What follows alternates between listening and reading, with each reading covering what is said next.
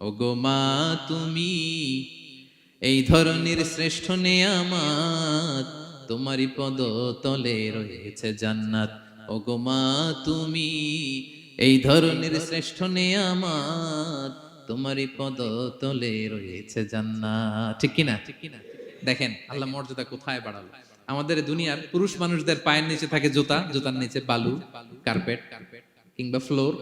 আর আল্লাহ বলে দুনিয়ার এক একটা মায়ের পায়ের নিচে আমি জান্নাত দিয়ে রেখেছি।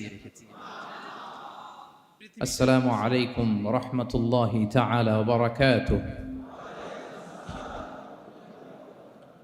ইন্নাল হামদালিল্লাহি নাহমাদুহু ওয়া নাস্তাঈনুহু ওয়া নাস্তাগফিরুহু ওয়া নু'মিনু বিহি ওয়া নাতাওয়াক্কালু আলাইহি ওয়া নাউযু বিল্লাহি মিন শুরুরি আনফুসিনা ومن سيئات أعمالنا من يهده الله فلا مضل له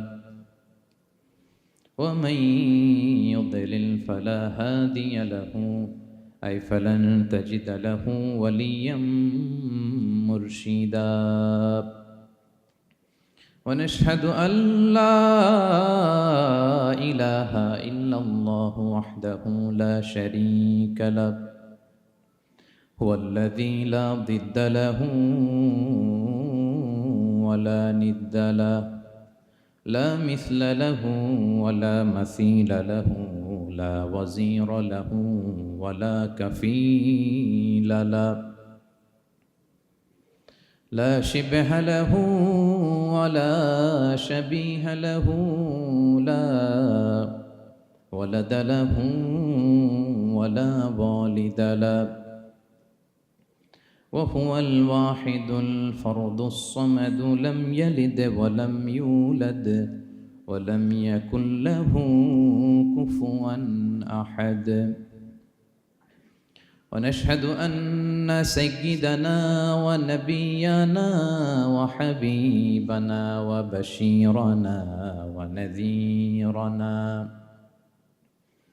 وطبيبنا وطبيب قلوبنا وحبيبنا وحبيب ربنا محمدا عبد الله ورسوله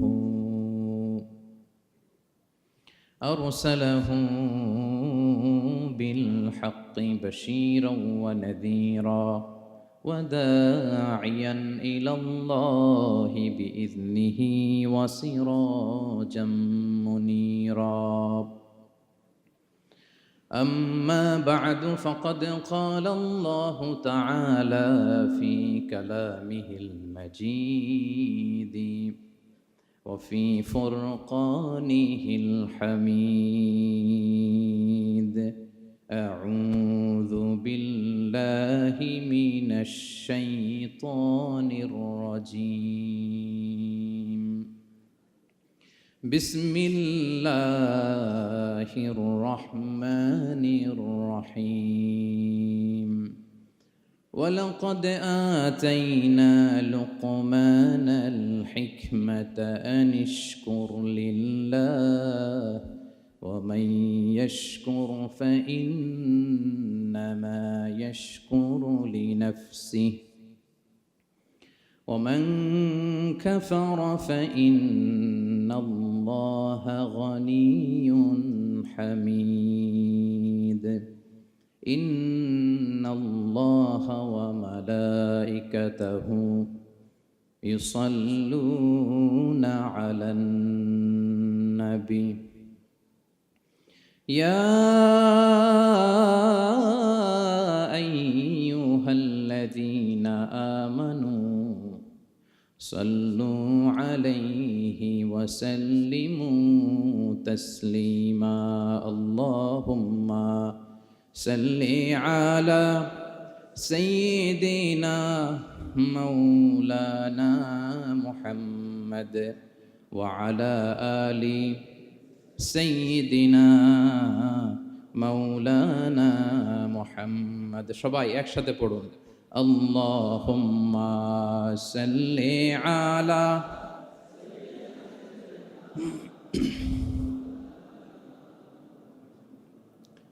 وعلى آل سيدنا মৌলানা মুহাম্মদ মুনামার কাদেরে দিলামার কাদেরে যেতে সোনার মদিনায়। পড়েন সবাই। মুনামার কাদেরে দিলামার কাদেরে যেতে সোনার মদিনায়। ওই মদিনার পথের ধুলি, ওই মদিনার পথের ধুলি জুড়াই মনো বেদনা। আল্লাহুম্মা সাল্লি আলা সাইয়্যিদিনা মাওলানা মুহাম্মদ ওয়া আলা আলি সাইয়্যিদিনা মাওলানা মুহাম্মদ। কত ব্যথা কত জ্বালা সয়েছ যে তুমি, তোমারি খুনে লাল তায়েফের ভূমি। ফেরেশতা এসে চায় ধ্বংসের হুকুম, লোহু মাখা মুহাম্মদ প্রাণেতে হাসরাত।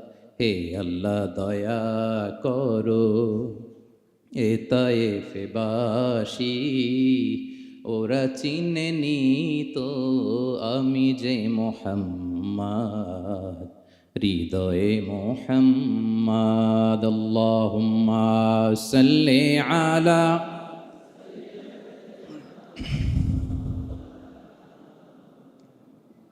وعلى آل سيدنا مولانا محمد. اللهم صل على محمد وعلى آل محمد كما صليت على إبراهيم وعلى آل إبراهيم إنك حميد مجيد. اللهم بارك على محمد وعلى آل محمد كما باركت على إبراهيم وعلى آل إبراهيم إنك حميد مجيد. সকল প্রশংসার মালিককে, সকল ক্ষমতার উৎসকে। কেউ যেটা পারে না পারে কে, কেউ যেটা দেখে না দেখে কে, কেউ যেটা শোনে না শোনে কে। সে আল্লাহর আলিশান দরবারে লাখো কোটি শুকর এবং সুজুদ আমরা পড়ে নিচ্ছি কালিমাতুশ শুকর, আলহামদুলিল্লাহ। সবাই একসাথে আওয়াজ করে পড়ুন, রব্বানা লাকাল হামদ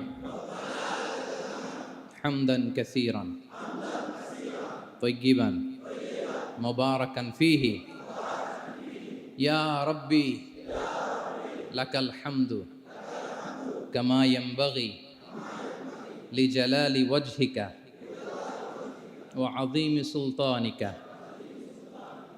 লাকাল হামদু বিল ঈমান, লাকাল হামদু বিল ইসলাম, লাকাল হামদু বিল কুরআন।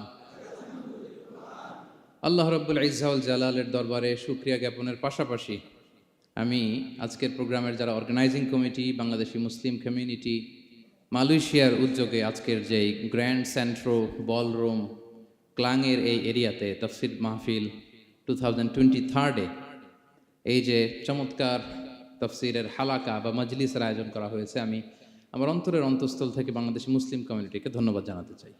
পাশাপাশি আপনারা যারা বিকেল থেকে এসেছেন, আপনাদের সবাইকে আমি অন্তরের অন্তঃস্থল থেকে শুভেচ্ছা জানাই, মোবারকবাদ জানাই। আহলান ওয়া সাহলান ওয়া মারহাবান বিকুম ফি হাযাল লিকা আত-তাইয়্যিব আল মুবারক।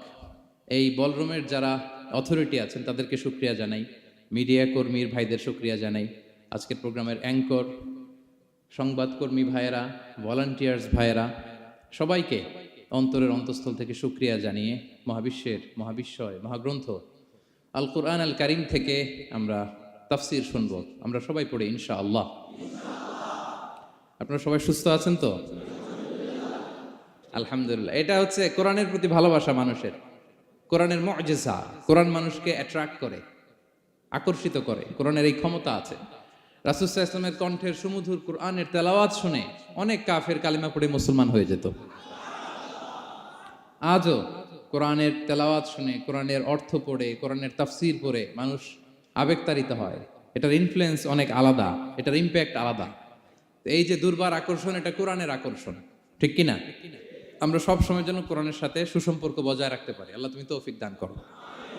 প্রিয় ভাইরা, আমি সূরাতুল লুকমান থেকে একটি আয়াত তেলাওয়াত করেছি। সূরাতুল লুকমানের দ্বিতীয় রুকুর তাফসির আজকে আমরা শুনবো। কততম রুকুর? এটা কোরআনের 31 নম্বর সূরা। এটা মাক্কি সূরা। সূরাতুল লুকমান কি সূরা? মাক্কি সূরা। কোরআনের 31তম সূরা এবং অনেকগুলো রুকু আছে এই সূরায়। আমরা দ্বিতীয় রুকু থেকে কথা শুনব। বেসিকলি এই দ্বিতীয় রুকুতে সাইয়েদনা লুকমান আলাইহিস সালাম ওনার ছেলেকে কিছু অ্যাডভাইস করেছিলেন, উপদেশ। বাবা হিসেবে আমরা আমাদের ছেলেমেয়েদের অ্যাডভাইস করি না? তো উনি ওনার সন্তানকে অ্যাডভাইস করেছিলেন। আর এই অ্যাডভাইসগুলো আল্লাহ তাআলার এত ভালো লেগেছে যে আল্লাহ তাআলা কোরআনের মধ্যে সরাসরি তুলে ধরেছেন। তার মানে আল্লাহ তাআলা বুঝাতে চান আমরাও যেন আমাদের সন্তানদেরকে এই অ্যাডভাইসগুলো করি। এবং আপনি অবাক হবেন, আমরা যখন তাফসিরের ইন ডেপথ তাফসিরে যাব, ভিতরে ঢুকবো, আপনি অবাক হবেন যে 3000 বছর আগের সেই উপদেশমালা কিভাবে মডার্ন টাইমের সাথে এত প্রাসঙ্গিক হতে পারে। আজ থেকে প্রায় 3000 বছর আগের piece of advises, 3000 years back in the history. এত আগের উপদেশ, দেখবেন যে মনে হচ্ছে বর্তমান সময়ের জন্য এই উপদেশগুলো আল্লাহ ধরে ধরে কোরআনে তুলে ধরেছেন। তো এই জন্য আমাদের ছেলে মেয়েদেরকে আমরা কি নসিহত করব, এত দিকে তাকানোর দরকার নেই। বাসায় যে সূরা লুকমান খুলবেন, 31তম সূরা, 12 নম্বর আয়াত থেকে 19 নম্বর আয়াত পর্যন্ত। এই 8টা আয়াত আল্লাহ যা বলেছেন আপনি আর ভাবি মিলে সন্তানদেরকে এটা শোনাবেন। গুড ইনাফ, আর কিছু লাগবে না। প্রিয় ভাইরা, সন্তান আল্লাহর দেয়া অনেক বড় নেয়ামত। আল্লাহু আকবার। নেককার সন্তান আল্লাহর কাছে চাইতে হয়, চেয়ে নিতে হয়। নবীরা দোয়া করেছেন, রব্বি হাবলি মিনাস সলিহিন, আল্লাহ নেককার সন্তান দেন। হে আল্লাহ, নেককার পুণ্যবান সন্তান দেন। আল্লাহ এমন সন্তান দেন যাদেরকে দেখলে আমাদের চোখ জুড়ায়। রব্বি জাআলনি মুকিমাস সলাতি ওয়া মিন যুররিয়াতি, আল্লাহ আমাকেও নামাজ কায়েমকারী বানান, আমার সন্তানকেও বানান। তো সন্তানের জন্য দোয়া করতে হয়, নেককার সন্তান চাইতে হয়। আপনারা যারা বিয়ে করেছেন এখনো সন্তান পান নাই, আল্লাহ তাআলা আপনাদেরকে অচিরেই এই সন্তান দান করে আপনাদেরকে ধন্য করুক। যারা এখনো বিয়ে করেননি, বিয়ের পরে আল্লাহ তাআলা আপনাদেরকে সন্তান দান করুক। এটা অনেক বড় নেয়ামা, এটা অনেক বড় নেয়ামা, এটা আল্লাহর কাছে চাইতে হয়। তো এই আলোচনাটা সবার সাথে প্রাসঙ্গিক। যারা বাবা তাদের তো লাগবে ইনস্ট্যান্ট, আজকে রাত্রে যেই শোনাইতে পারবেন। যারা বাবা হতে যাচ্ছেন তারাও আগে থেকে জেনে রাখলেন, ওয়েল প্রিপেয়ার্ড। আর যারা এখনো বিয়েই করেন নাই, প্ল্যান করে রাখেন যে এইটা আমি আমার ওয়াইফের সাথে প্ল্যান করে এই নাসিহাগুলো আমার সন্তানদেরকে আমরা শোনাবো। সবাই পড়ুন ইনশাআল্লাহ। এবার প্রশ্ন করি, উত্তর দেন। সূরাটার নাম কি? মাক্কি না মাদানী? কত নম্বর সূরা কোরআনের? 31 নম্বর সূরা। আচ্ছা প্রিয় ভাইয়েরা, কালামুল্লাহ মাজিদে কুরআন আল কারিমে আল্লাহ তাআলা মানুষের নামে মোট 8টি সূরা দিয়েছেন। মানুষের নামে কয়টি? এর মধ্যে 6টি সূরা 6 জন নবীর নামে। 6টি সূরা 6 জন। সূরা হুদ, সূরা ইউসুফ, সূরা ইউনুস, সূরা মুহাম্মদ, সূরা নূহ, সূরা ইব্রাহিম। এই 6 জন নবীর নামে 6টা সূরা। আর মানুষের নামে মোট 8টা, নবীর নামে গেল 6টা, আর রইল কয়টা? 2টা। আল্লাহর প্রিয় ভাজন একজন বান্দা এবং একজন বান্দি নামে আল্লাহ আরো 2টা সূরা দিলেন। আল্লাহর প্রিয় বান্দি মারিয়াম আলাইহিস সালাম, ঈসা আলাইহিস সালামের মা, ওনার নামে একটা সূরা আছে না? কি নাম? সূরা মারিয়াম। আর আরেকটা হচ্ছে এই যে সূরা লুকমান, উনি কিন্তু নবী না। তাহলে আবার বলি, মানুষের নামে আল্লাহ তাআলা কোরআনে কয়টা সূরা দিয়েছেন? 8টি। এর মধ্যে 6টা দিয়েছেন 6 জন নবীর নামে, আর বাকি 2টা আল্লাহর 2জন প্রিয় বান্দাবান্দির নামে। একটা সূরা মারিয়াম আর একটা সূরাতু লুকমান। তো আমরা শুরুতেই জানবো যে এই লুকমান কে ছিলেন তিনি। লুকমান আলাইহিস সালাম আল্লাহর প্রিয় ভাজন একজন ব্যক্তি ছিলেন, খুব বিজ্ঞ একজন মানুষ ছিলেন, খুব জ্ঞানী প্রাজ্ঞ একজন ব্যক্তিত্ব ছিলেন। দেখতে উনি কালো ছিলেন, কুৎসিত। চামড়াটা কি ছিল? কালো, ব্ল্যাক। তার মানে ব্ল্যাক হইলেই কাউকে ছোট করা যাবে না। কাজী নজরুল বড় সুন্দর লিখেছেন, কালো আর ধলো বাহিরে কেবল, ভিতরে সবাই সমান রাঙ্গা, কেটে দিলে রক্তের রং। যে কালো রঙের তার রক্ত, যে ধবধবে সাদা তার রক্ত লাল। তাহলে ব্ল্যাক হইলেই কাউকে ছোট করা চলবে না। সাইয়েদনা লুকমান আল হাকিম কুৎসিত বর্ণের একজন মানুষ ছিলেন, খাটো একজন মানুষ ছিলেন। কোথায় থাকতেন? মিশর, সুদান, ইথিওপিয়া, যেটা আগের নাম ছিল হাবাসা, এই রিজিয়নে। কেউ কেউ বলেছেন মিশরের কোন একটা এলাকায়, কেউ সুদান, কেউ ইথিওপিয়া। তো রিজিয়নটা কাছাকাছি। কি করতেন? কোন কোন মুফাসসির বলেন তিনি দর্জি ছিলেন, দর্জি। কেউ কেউ বলেন তিনি ছিলেন কানা নাজ্জারান, নাজ্জার মানে কাঠমিস্ত্রি ছিলেন। আবার কোন কোন মুফাসসির বলেন তিনি ছিলেন রাইল গানাম, মেষ পালক। বেশিরভাগ তাফসিরে এসেছে তিনি মেষ পালক ছিলেন, ছাগল চড়াতেন, যেটা নবীদের পেশা ছিল, দায়িত্ব ছিল। ওনারা ছাগল চড়াতেন শুরুর দিকে। তো লোকমান হাকিম তিনিও ছাগল চড়াতেন এবং তিনি দাস ছিলেন, মুক্ত জীবন তার ছিল না। তিনি একজন মনিবের আন্ডারে তার ছাগলগুলো মরুভূমিতে যেয়ে কি করতেন? চড়াতেন। মজার ব্যাপার হচ্ছে, সারা দুপুর, সারা বিকেল, সারা দিন ছাগল চড়িয়ে আসার পরে লোকমান যখন বাসায় ফিরে আসতো, তখন এলাকার লোকজন সবাই লোকমানের কাছে জড়ো হতো, আর উনি তাদেরকে তার প্রজ্ঞা, তার বিজ্ঞচিত কথাগুলো শেয়ার করতেন, শোনাতেন, এগুলো বলতেন। তো এগুলো দেখে লোকমানের মালিক অবাক, কিরে আমার কাছে এলাকার কেউ আসে না, কিন্তু আমার দাস দেখতে কুৎসিত কালো, এই লোকমানের কাছে সবাই এসে ঘিরে থাকে, কি ওর কাছে কি পায়, কি আছে ওর কাছে? তো শ্রোতাদের কয়েকজনকে ডেকে বলল, ঘটনা কি? তোমরা সবাই লোকমান সন্ধ্যাবেলায় ফিরে আসলে তার পাশে জড়ো হও কেন, কি পাও?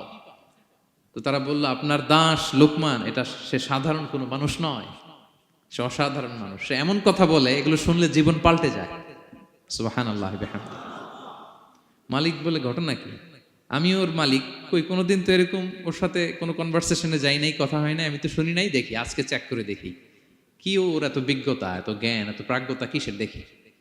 তো আজকে সন্ধ্যাবেলায় ফিরছে, উনি বলতেছে, ইয়া লোকমান ইযবাহ লানা শাতান, একটা ছাগল জবাই করো, ওয়া আখরিজ মিনহা আতিয়াবা মুদগাতাইন, এবার এই ছাগলের সবচেয়ে শ্রেষ্ঠ দুইটা অঙ্গ কেটে নিয়ে আসো, যাও। ফাআখরাজাল লিসান ওয়াল কলব, লোকমান যে ছাগল জবাই করে ছাগলের জিহ্বাটা আর কলব, হার্ট, এই দুইটা কেটে নিয়ে আসছে, বলতেছে এই দুইটা শ্রেষ্ঠ। বলছে আচ্ছা ঠিক আছে। মালিক আবার বলল, ওয়াযবাহ লানা শাতান উখরা ইয়া লোকমান, যাও আরেকটা জবাই করো।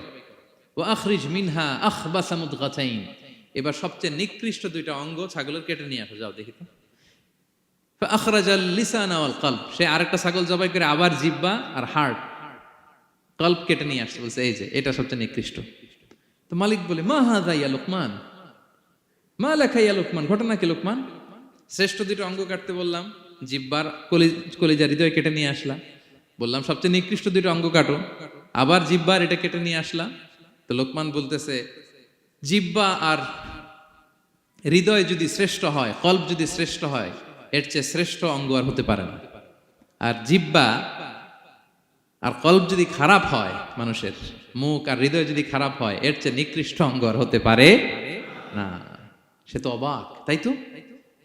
সে চিন্তা করে দেখে, তাই তো, এই মুখ দিয়ে মানুষ ভালো কথা বলে, সত্যের পায়গাম পৌঁছায়, মানুষের কল্যাণের জন্য ডাকে, জিকির করে, তাসবিহ পড়ে, কোরআন তেলাওয়াত করে, তখন তো এই জিহ্বা শ্রেষ্ঠ।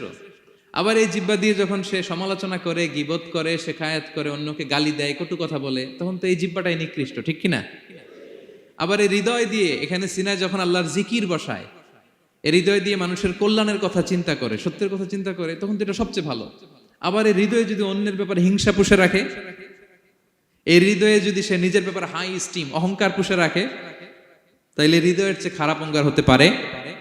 মালিক অবাক হয়ে গেল, বলতেছে, তাই তো লোকমান, আসলেই তুমি অনেক প্রাজ্ঞ, অনেক বিজ্ঞ, যাও, তোমাকে আমি আর এই বন্দিত্বের মধ্যে আটকে রাখতে চাই না, তোমাকে আমি এই ভালো কথাগুলো গণমানুষের কাছে পৌঁছে দেওয়ার জন্য আজ থেকে তোমাকে লোকমান আমি আজাদ করে দিলাম। মুক্ত জীবন পেয়ে মুক্ত বিহঙ্গের মতো তিনি উড়ে বেড়াতে লাগলেন, আর মানুষের কাছে তার এই প্রাজ্ঞ বিজ্ঞচিত কথাগুলো তিনি ছড়াতে লাগলেন। তো তিনি তার সন্তানকে ডেকে বলেছিলেন, কিছু উপদেশ দিয়েছিলেন ডেকে, যে বাবা এটা করো, এটা করো, এটা করো, এটা করো না। এই তার সন্তানকে এই উপদেশগুলো তিনি যে দিলেন আল্লাহ তাআলার কাছে এত ভালো লেগেছে, এতই চমৎকার এবং পারফেক্ট মনে হয়েছে, আল্লাহ তাআলা কিয়ামত পর্যন্ত গোটা বিশ্বের সব বাবারা মায়েরা যেন তাদের সন্তানদেরকে এই উপদেশ দিতে পারে, হুবহু লিটারালি ওই কথাগুলো আল্লাহ তাআলা কোরআনের মধ্যে তুলে দিয়েছেন। আজকের সূরা লোকমানের দ্বিতীয় রুকুতে মূলত এই তাফসীরটাই আপনাদেরকে শোনাবো। তো কোন প্লট, কোন স্লট আজকে আলোচনা হবে সবার কাছে ক্লিয়ার? হ্যাঁ, আগ্রহ জাগছে, জানার ব্যাপারে আগ্রহ জাগছে? আচ্ছা, আসুন আমরা মহাবিশ্বের মহাগ্রন্থ আল কোরআন আল কারীম থেকে সরাসরি আলোচনা শুরু করি। আমরা আউযু বিল্লাহ দিয়ে শুরু করি, সবাই পড়ুন আউযু বিল্লাহি মিনাশ শাইতানির রাজীম। বিসমিল্লাহির রহমানির রহিম। ولقد آتينا لقمان الحكمة أن اشكر لله ومن يشكر فإنما يشكر لنفسه ومن كفر فإن الله غني حميد سبحان الله পড়েন। আল্লাহ তাআলা বলছেন ওয়ালাকাদ আতাইনা লুকমানাল হিকমা, আমি লোকমানকে হিকমত দিয়েছি, প্রজ্ঞা দিয়েছি, আর বলেছি আনিশকুর লিল্লাহ, লোকমান আল্লাহ শুকরিয়া করো। ওমাই ইয়াশকুর ফাইন্নামা ইয়াশকুরু লিনাফসি, যে আল্লাহ শুকরিয়া করে সে তার নিজের জন্যই করে, এটা নিজের জন্যই ভালো। ওমান কাফারা ফাইন্নাল্লাহা গানিয়ুন হামিদ, আর যে শুকরিয়া করে না, নাশুকরি করে, অকৃতজ্ঞ হয়, তাহলে জেনে রেখো আল্লাহ তাআলা তিনি গানি, অমুখাপেক্ষী, তিনি হামিদ, সদা প্রশংসিত। সুবহানাল্লাহ পড়েন। তাহলে আল্লাহ তাআলা বললেন আমি লোকমানকে প্রজ্ঞা দিয়েছি, হিকমত দিয়েছি। হিকমত, হিকমত শব্দের সাথে আপনারা পরিচিত আছেন না? আমি লোকমানকে হিকমত দিয়েছি, এটা অনেক দামি জিনিস, সবার থাকে না। হিকমত জিনিসটা কি? না, জ্ঞান হচ্ছে নলেজ, আর হিকমা হচ্ছে বাংলায় বলে প্রজ্ঞা, হ্যাঁ, ইংরেজিতে বলে উইজডম। দেখি কেউ বলতে পারে কিনা, একজন আমাকে শোনান দেখি হিকমতটা কি, দেখি কেউ কিছু বলতে পারেন কিনা। হিকমত মানে ক্ষমতা, একজন বলছে। আচ্ছা, আর অলৌকিক সামথিং, আর শক্তি, আর হ্যাঁ এদিক থেকে যোগ্যতা, আর জ্ঞান। ঠিক আছে, আমার ভাইরা চেষ্টা করছে, আলহামদুলিল্লাহ। আচ্ছা, হিকমত আর ইলমের মধ্যে পার্থক্য আছে। হিকমা is something more than knowledge.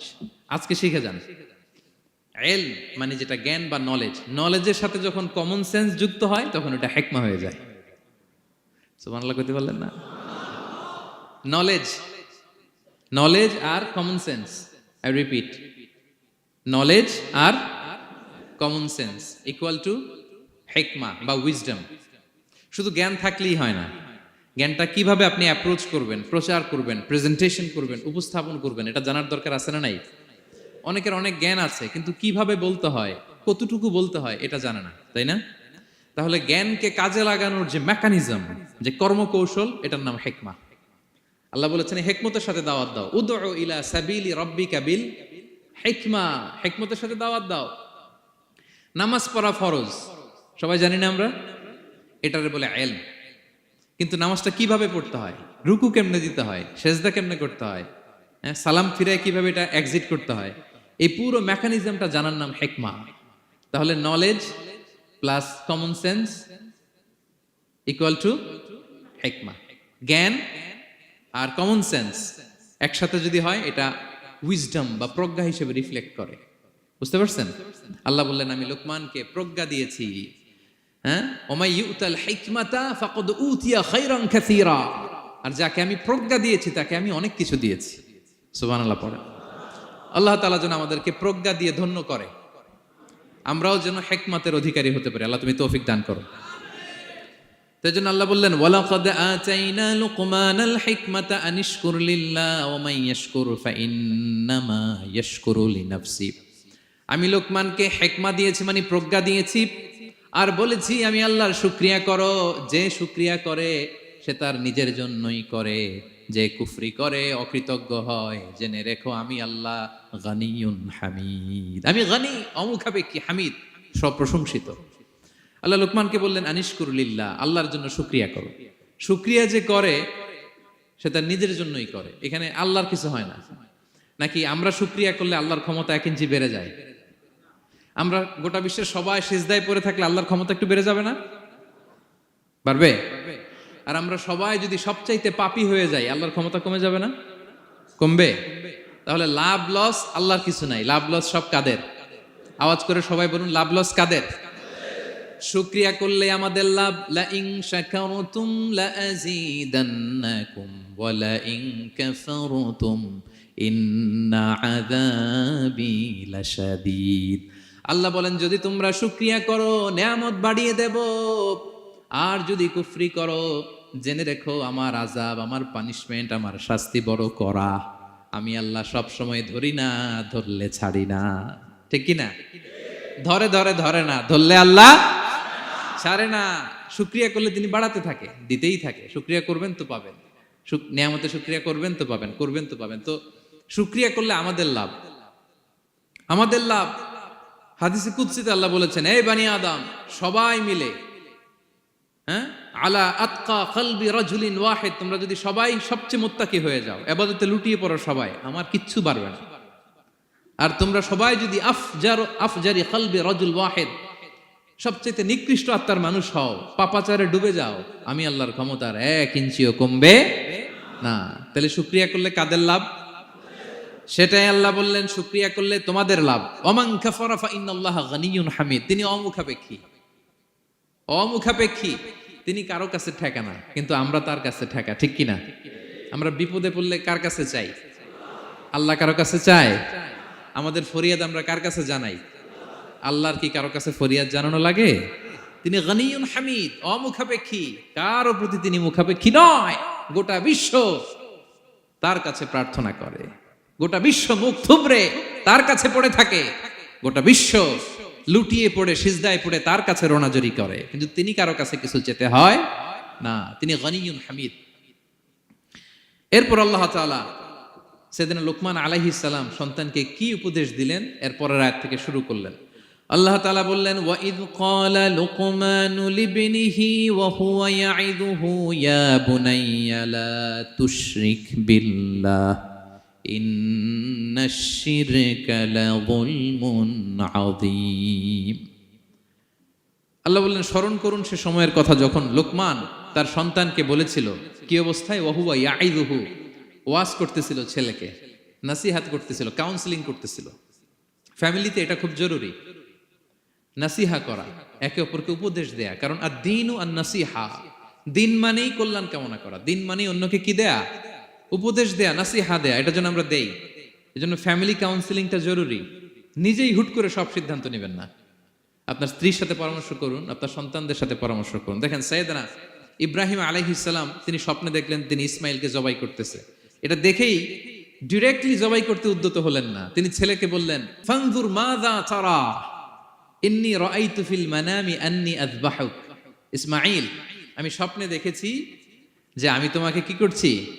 জবাই করছি। ফানজুর মাযা তারা, what's your opinion about it, what do you think about ইট।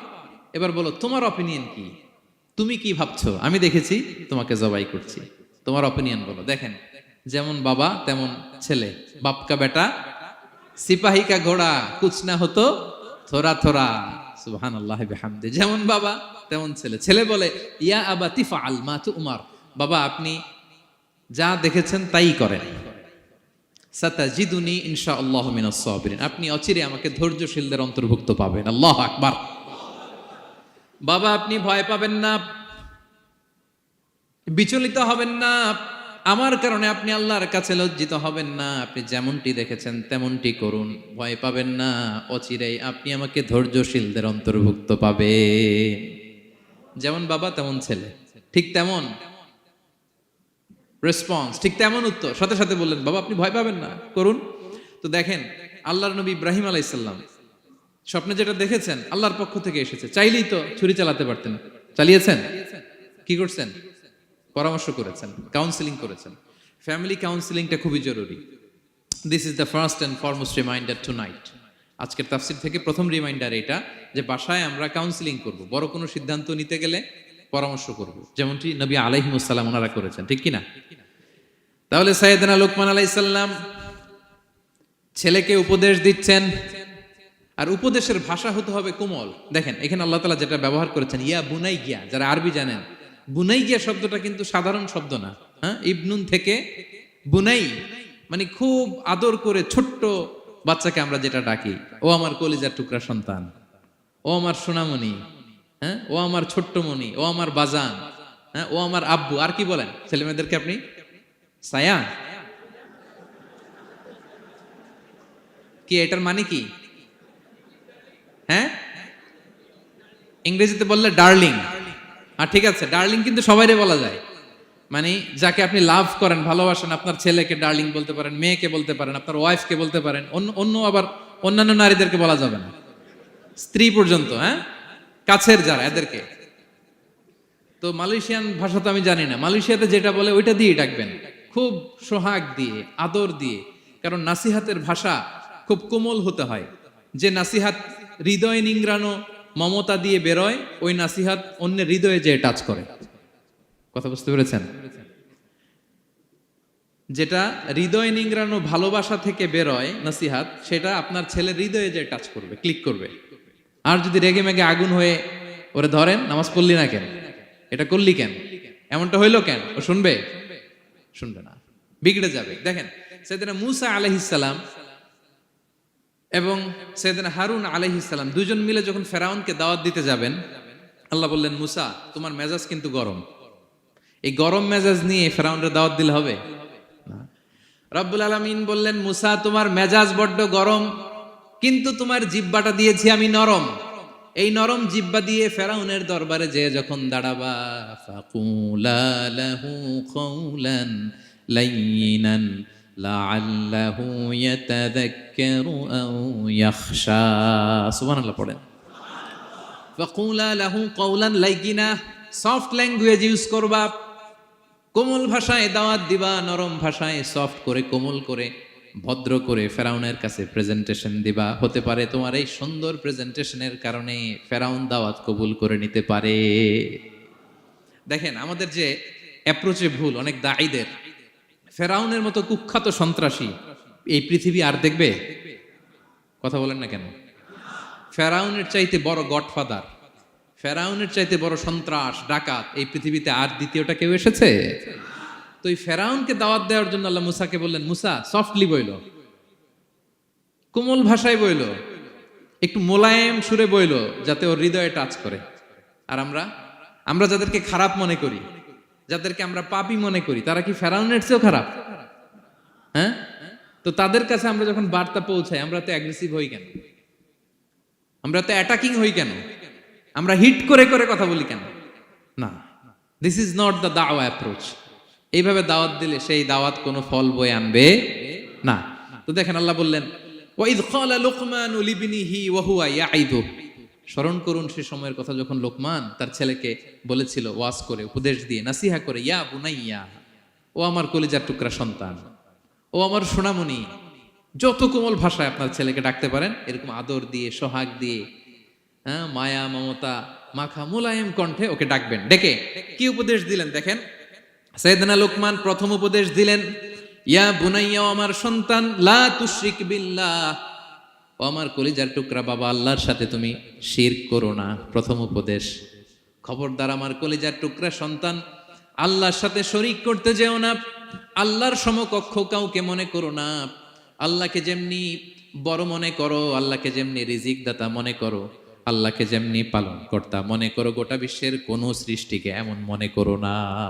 লা তুশরিক বিল্লাহ, শিরক করো না। প্রথম অ্যাডভাইস দেখেন, প্রথম অ্যাডভাইসটা অনেক গুরুত্বপূর্ণ। সবচেয়ে জরুরিটা আগে বলতে হয়। কি বলেন? আগে বলতেছে লা তুশরিক বিল্লাহ, ও আমার সন্তান, আল্লাহর সাথে শরীক করো না, কারণ ইন্না শিরকা লা যুলমুন আযীম, আল্লাহর সাথে শিরক বড় পাপ, এটা হচ্ছে যুলমুন আযীম, অনেক বড় জুলুম, এটা মহাপাপ, এটা অনেক বড় জুলুম। শিরকের চাইতে বড় জুলুম আর হতে পারে? শিরকের চাইতে বড় জুলুম আর হতে পারে? কারণ এই জুলুম আপনি সৃষ্টি হয়ে করতেছেন কার প্রতি? বুঝে থাকলে উত্তর দেন। এই জুলুম আপনি সৃষ্টি হয়ে কার প্রতি করতেছেন? আল্লাহর প্রতি। জুলুম কারে বলে দেখি, কে বলতে পারে? অত্যাচার। আর মানুষের হক নষ্ট করা, মাশাআল্লাহ, অনেক চমৎকার, এটা জুলুম। তার মানে অধিকার নষ্ট করা, কি বলেন, অধিকার হরণ করা, এটা হচ্ছে জুলুম। ইনসাফ বিরোধী কাজ করা, এটা জুলুম। এই যে আল্লাহ তাআলা আমাদের সৃষ্টি করলেন, অস্তিত্বহীনতা থেকে তিনি আমাদের অস্তিত্ব দিলেন, আমাদেরকে রিজিক দিলেন, নেয়ামত দিয়ে আমাদেরকে ধন্য করলেন। তো আল্লাহ তাআলার অধিকার ছিল না যে তাকেই আমি সেজদা দিব? এটা তার অধিকার। এটা কার রাইট? আমরা হিউম্যান রাইটস নিয়ে কথা বলি, অ্যানিমাল রাইটস নিয়ে কথা বলি, উইমেন রাইটস নিয়ে কথা বলি। ইবাদতের অধিকারী তিনি, এটা তার অধিকার। তার জন্য আমরা সিজদায় লুটিয়ে পড়বো। তো এই সিজদা আপনি ওদিকে না দিয়ে যদি মাজারে দেন, আল্লাহর অধিকার নষ্ট করছেন না? কথা বলেন, এটা ইনসাফ হইছে? যিনি রিজিক দিল, যিনি সৃষ্টি করলো, যিনি নিয়ামত দিল, তার ইবাদত না করে আপনার মতো আরেকটা সৃষ্টির সামনে আপনি এরকম নমস্ত নমস্ত গান, এটা তার অধিকার হরণ হয়েছে না? এটা ইনসাফ বিরোধী হয়েছে না? এজন্য আল্লাহ বলেছেন ইন্না শিরকালা যুলমুন আযীম। শিরকে সবচেয়ে বড় জুলুম বলার কারণ কি? কারণ আপনি সৃষ্টি হয়ে স্রষ্টার উপর জুলুম করেছেন। এর চেয়ে বড় জুলুম আর হতে পারে? এজন্য সাইয়েদনা লুকমান আলাইহিস সালাম বললেন, ইয়া বুনাইয়া লা তুশরিক বিল্লাহ, ও আমার কলিজার টুকরা সন্তান, খবরদার খবরদার, কশিন কালে আল্লাহর সাথে শিরক করবে না। কারণ শিরক হলো সবচাইতে বড় জুলুম, সবচেয়ে বড় পাপ, সব পাপের বাপ, এর নাম হচ্ছে শিরক। এর চেয়ে বড় পাপ হতে পারে? পাপের জগতে যদি র্যাঙ্কিং করেন, নাম্বার 1 সবাই সবাই নাম্বার 1। আল্লাহ সব মাফ করে দেয়, সব গুনাহ তিনি ক্ষমা করে দেয়, সব পাপকে তিনি চাইলেই মোচন করে দিতে পারেন, শুধুমাত্র কেবলমাত্র শিরকের গুনাহ ছাড়া। ঠিক কিনা? ইন্নাল্লাহা লা ইয়াগফিরু আন ইউশরাকা বিহি ওয়া ইয়াগফিরু মা দুনা যালিকা লিমান ইয়াশা। আল্লাহ তাআলা চাইলে সব গুনাহ তোমার ক্ষমা করে দিতে পারেন, কেবলমাত্র শিরকের গুনাহ ছাড়া। এটা ক্ষমা করে না, কারণ এইটা আল্লাহকে অপমান করার শামিল। ঠিক কিনা? আল্লাহর উদাহরণ বাদ দেই, আপনার বস যে আপনাকে খুব ভালোবাসে, যে আপনাকে স্যালারির বাইরেও আরো অনেক কন্ট্রিবিউশন করে, টাকা দেয়, আদর করে, এই সুবিধা দেয়, ওই সুবিধা দেয়, আপনি উনারে শ্রদ্ধা না দেখাইয়া এই শ্রদ্ধা আপনি অন্যদের দেখান, কিন্তু উনারে শ্রদ্ধা করেন না, উনি এটা মেনে নিবে? কথা বলেন। যে আল্লাহ আপনার জীবন দিলেন, রিজিক দিলেন, সব দিলেন, গোটা জগৎটাই তো তার, সব দেওয়ার পরেও সিজদা যে আপনি কোথায় দেন? হ্যাঁ, মাজারে, দরগায়, বাবার কাছে। এরকম আছে না নাই? হ্যাঁ, আমাদের এখানে কেউ নাই। হ্যাঁ, দেশে গেলে এরকম মাজারে যে মানত টানত করেন নাকি? হ্যাঁ, মানত করেন? মাজারে সেজদা দেওয়া যাবে? চাইতে হবে একটা সত্তার কাছে। চিল্লায় বলুন তো, তিনি কে? এজন্য বিশ্বনবী বললেন, ইযা সাআলতা ফাসআলিল্লাহ, চাইলে আল্লাহর কাছে চাও। ওয়া ইযা ইসতাআনতা ফাসতাইন বিল্লাহ, সাহায্য যদি চেতে হয় একজনের কাছে চাইবা। চিল্লায় বলেন, তিনি কে? নাকি বাবার কাছে? হ্যাঁ, দয়াল বাবা রে দয়া করো আমারে। আপনার বাবার যখন ডায়রিয়া হয়, উনি চায় কার কাছে? আপনার বাবা যখন বিপদে পড়ে, কাঁদে কার কাছে? এই জন্য আমরা চাবো কার কাছে? দয়ালা আল্লাহ রে দয়া করো আমারে, এটা বলতে হবে। ঠিক কিনা? বলেন সবাই, দয়ালা আল্লাহ রে দয়া করো আমারে। এজন্য এই জিনিসটা সাইয়েদনা লুকমান আলাইহিস সালাম প্রথমে ফোকাস করলেন, বললেন লা তুশরিক বিল্লাহ, ও আমার কলিজার টুকরা সন্তান, আল্লাহর সাথে শিরক করো না, খবরদার। আল্লাহর সাথে কাউকে সমকক্ষ মনে করবা না, কারণ ইন্না শিরকা লা যুলমুন আযীম, শিরিক হলো সবচাইতে বড় পাপ, মহা জুলুম। এই জুলুম আল্লাহর প্রতি করা হয়।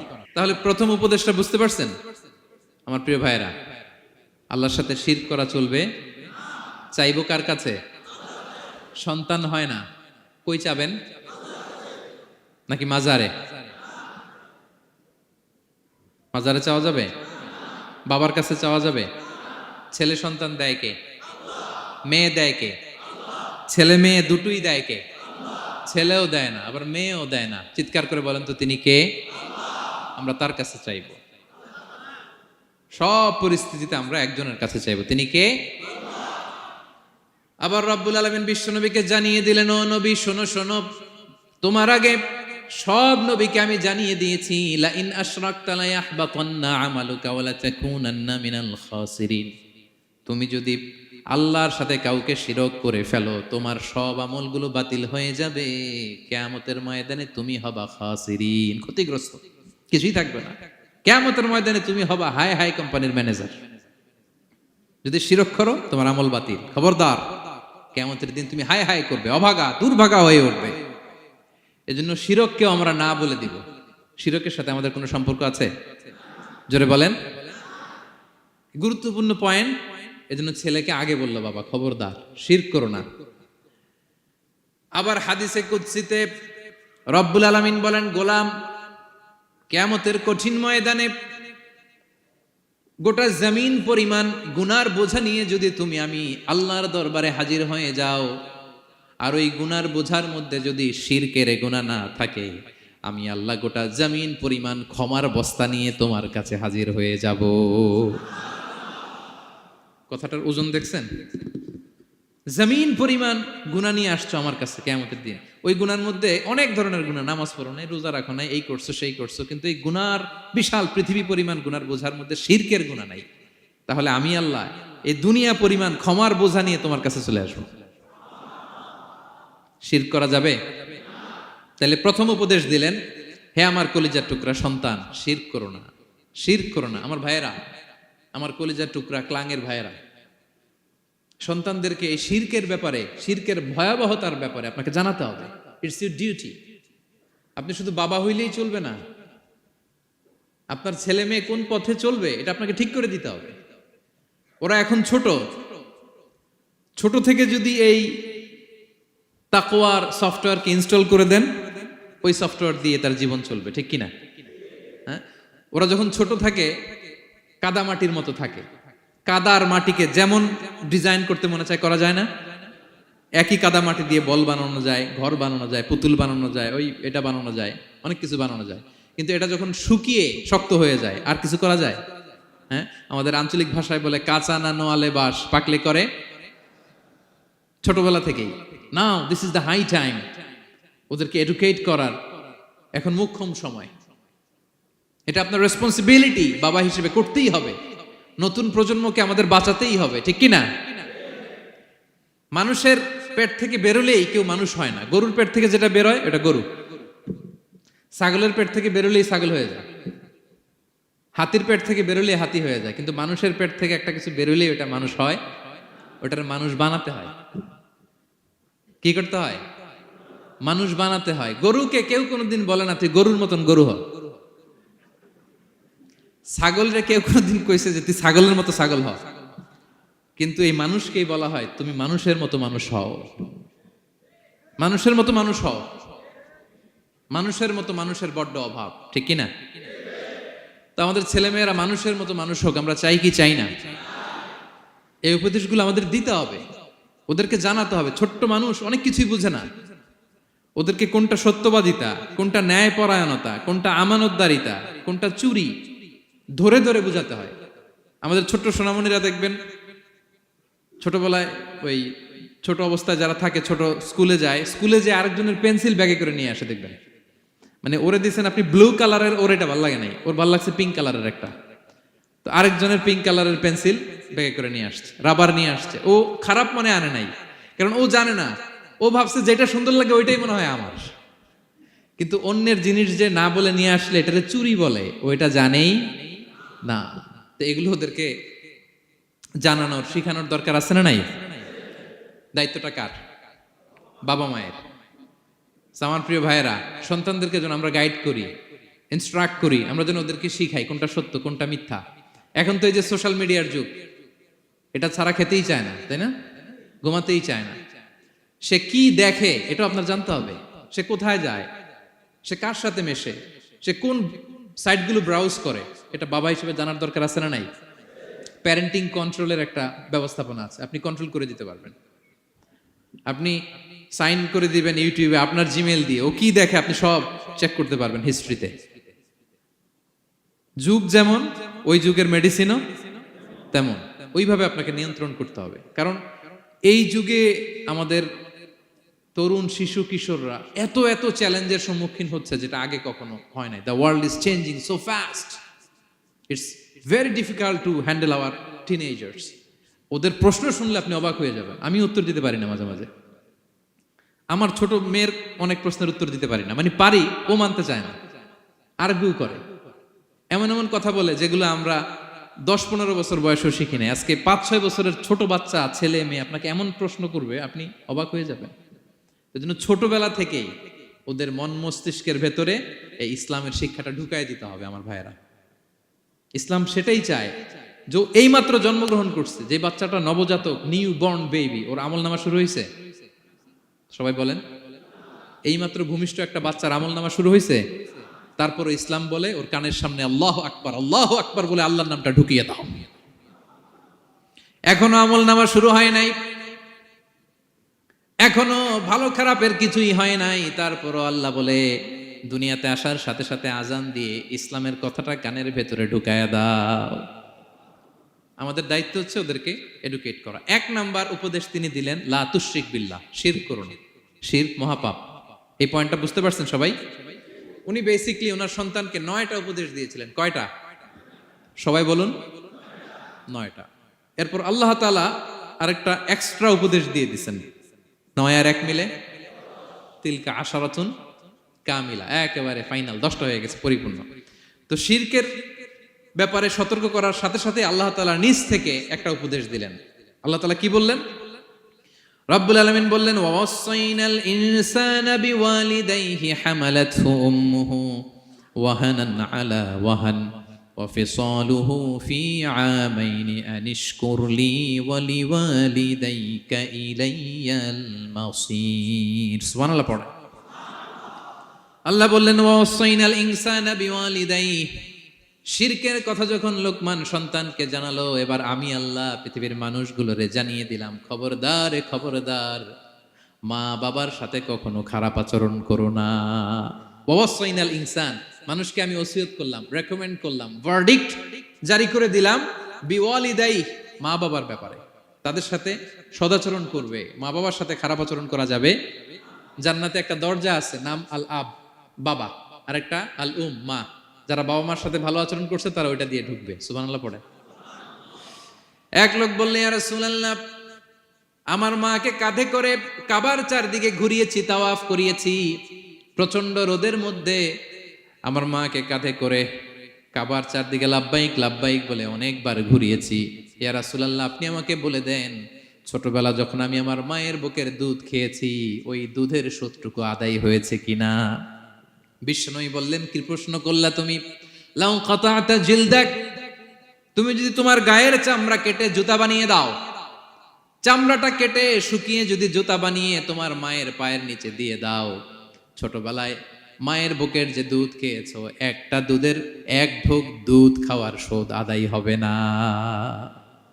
1 ঢোক যে দুধ খাইছো ওইটারই শোধ আদায় হবে না। খবরদার খবরদার, বাবা মার ব্যাপারে সাবধান। বিশেষ করে মায়ের সাথে, দুজনের কথাই আল্লাহ প্রথমে বললেন, এরপরে বললেন বিশেষ করে মায়ের সাথে, কারণ হামালাতহু উম্মুহু, বাবা তোমারে পেটে ধরে নাই, পেটে ধরেছে কে? ওয়াহানান আলা ওয়াহান, 10 মাস 10 দিন বোঝার পরের বোঝা, যন্ত্রণার পরে যন্ত্রণা বাবা সহ্য করে নাই, করেছে কে? এত বড় একটা পেট হয়ে গেছিল, জানেন তো? হ্যাঁ, আল্লাহ। এই পেটটা নিয়ে বারবার কিচেনে যাওয়া লাগছে, এটা নিয়ে টয়লেট করে, এটা নিয়ে গোসল করে, ঘুমাতে পারে না, শুইলে উঠতে পারে না, উঠলে বসতে পারে না। 1 দিন 2 দিন, 1 সপ্তাহ 2 সপ্তাহ, 10 মাস 10 দিন আমার মাকে এই কষ্ট দিয়েছি। মায়ের কলিজার মাঝখানে লাথি মেরে দুনিয়াতে এসেছে।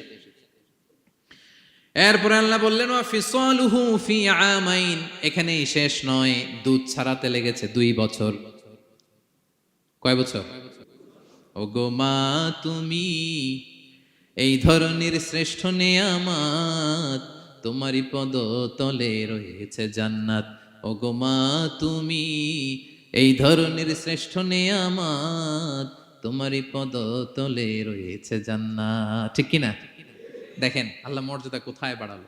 আমাদের দুনিয়ার পুরুষ মানুষদের পায়ের নিচে থাকে জুতা, জুতার নিচে বালু, কার্পেট, কিংবা ফ্লোর, আর আল্লাহ বলে দুনিয়ার এক একটা মায়ের পায়ের নিচে আমি জান্নাত দিয়ে রেখেছি। এই পৃথিবীটারে 100 বার বিক্রি করলে জান্নাতের একটা চেয়ারের দাম হবে? বুঝে শুনে উত্তর দিবেন। এই পৃথিবীটাকে, পৃথিবীর যে সম্পদ, এটা এস্টিমেশন করে, হ্যাঁ, 1000 বার বিক্রি করলে যে দামটা হবে, ওই দাম দিয়ে জান্নাতের একটা চেয়ারের দাম হবে? এই পৃথিবীরে 10,000 কোটি বার বিক্রি করলে যেই অ্যাসেট হবে, যে অ্যামাউন্ট হবে, ভ্যালিউ হবে, ওই দাম দিয়ে জান্নাতের একটা টেবিলের দাম হবে? আর যেই জান্নাত, পুরো জান্নাতটা মায়ের পায়ের নিচে পড়ে আছে, ওই পা দুইটার দাম কত? সুবহানাল্লাহ পড়বেন না? মা বাবার দোয়া অনেক বড় দোয়া।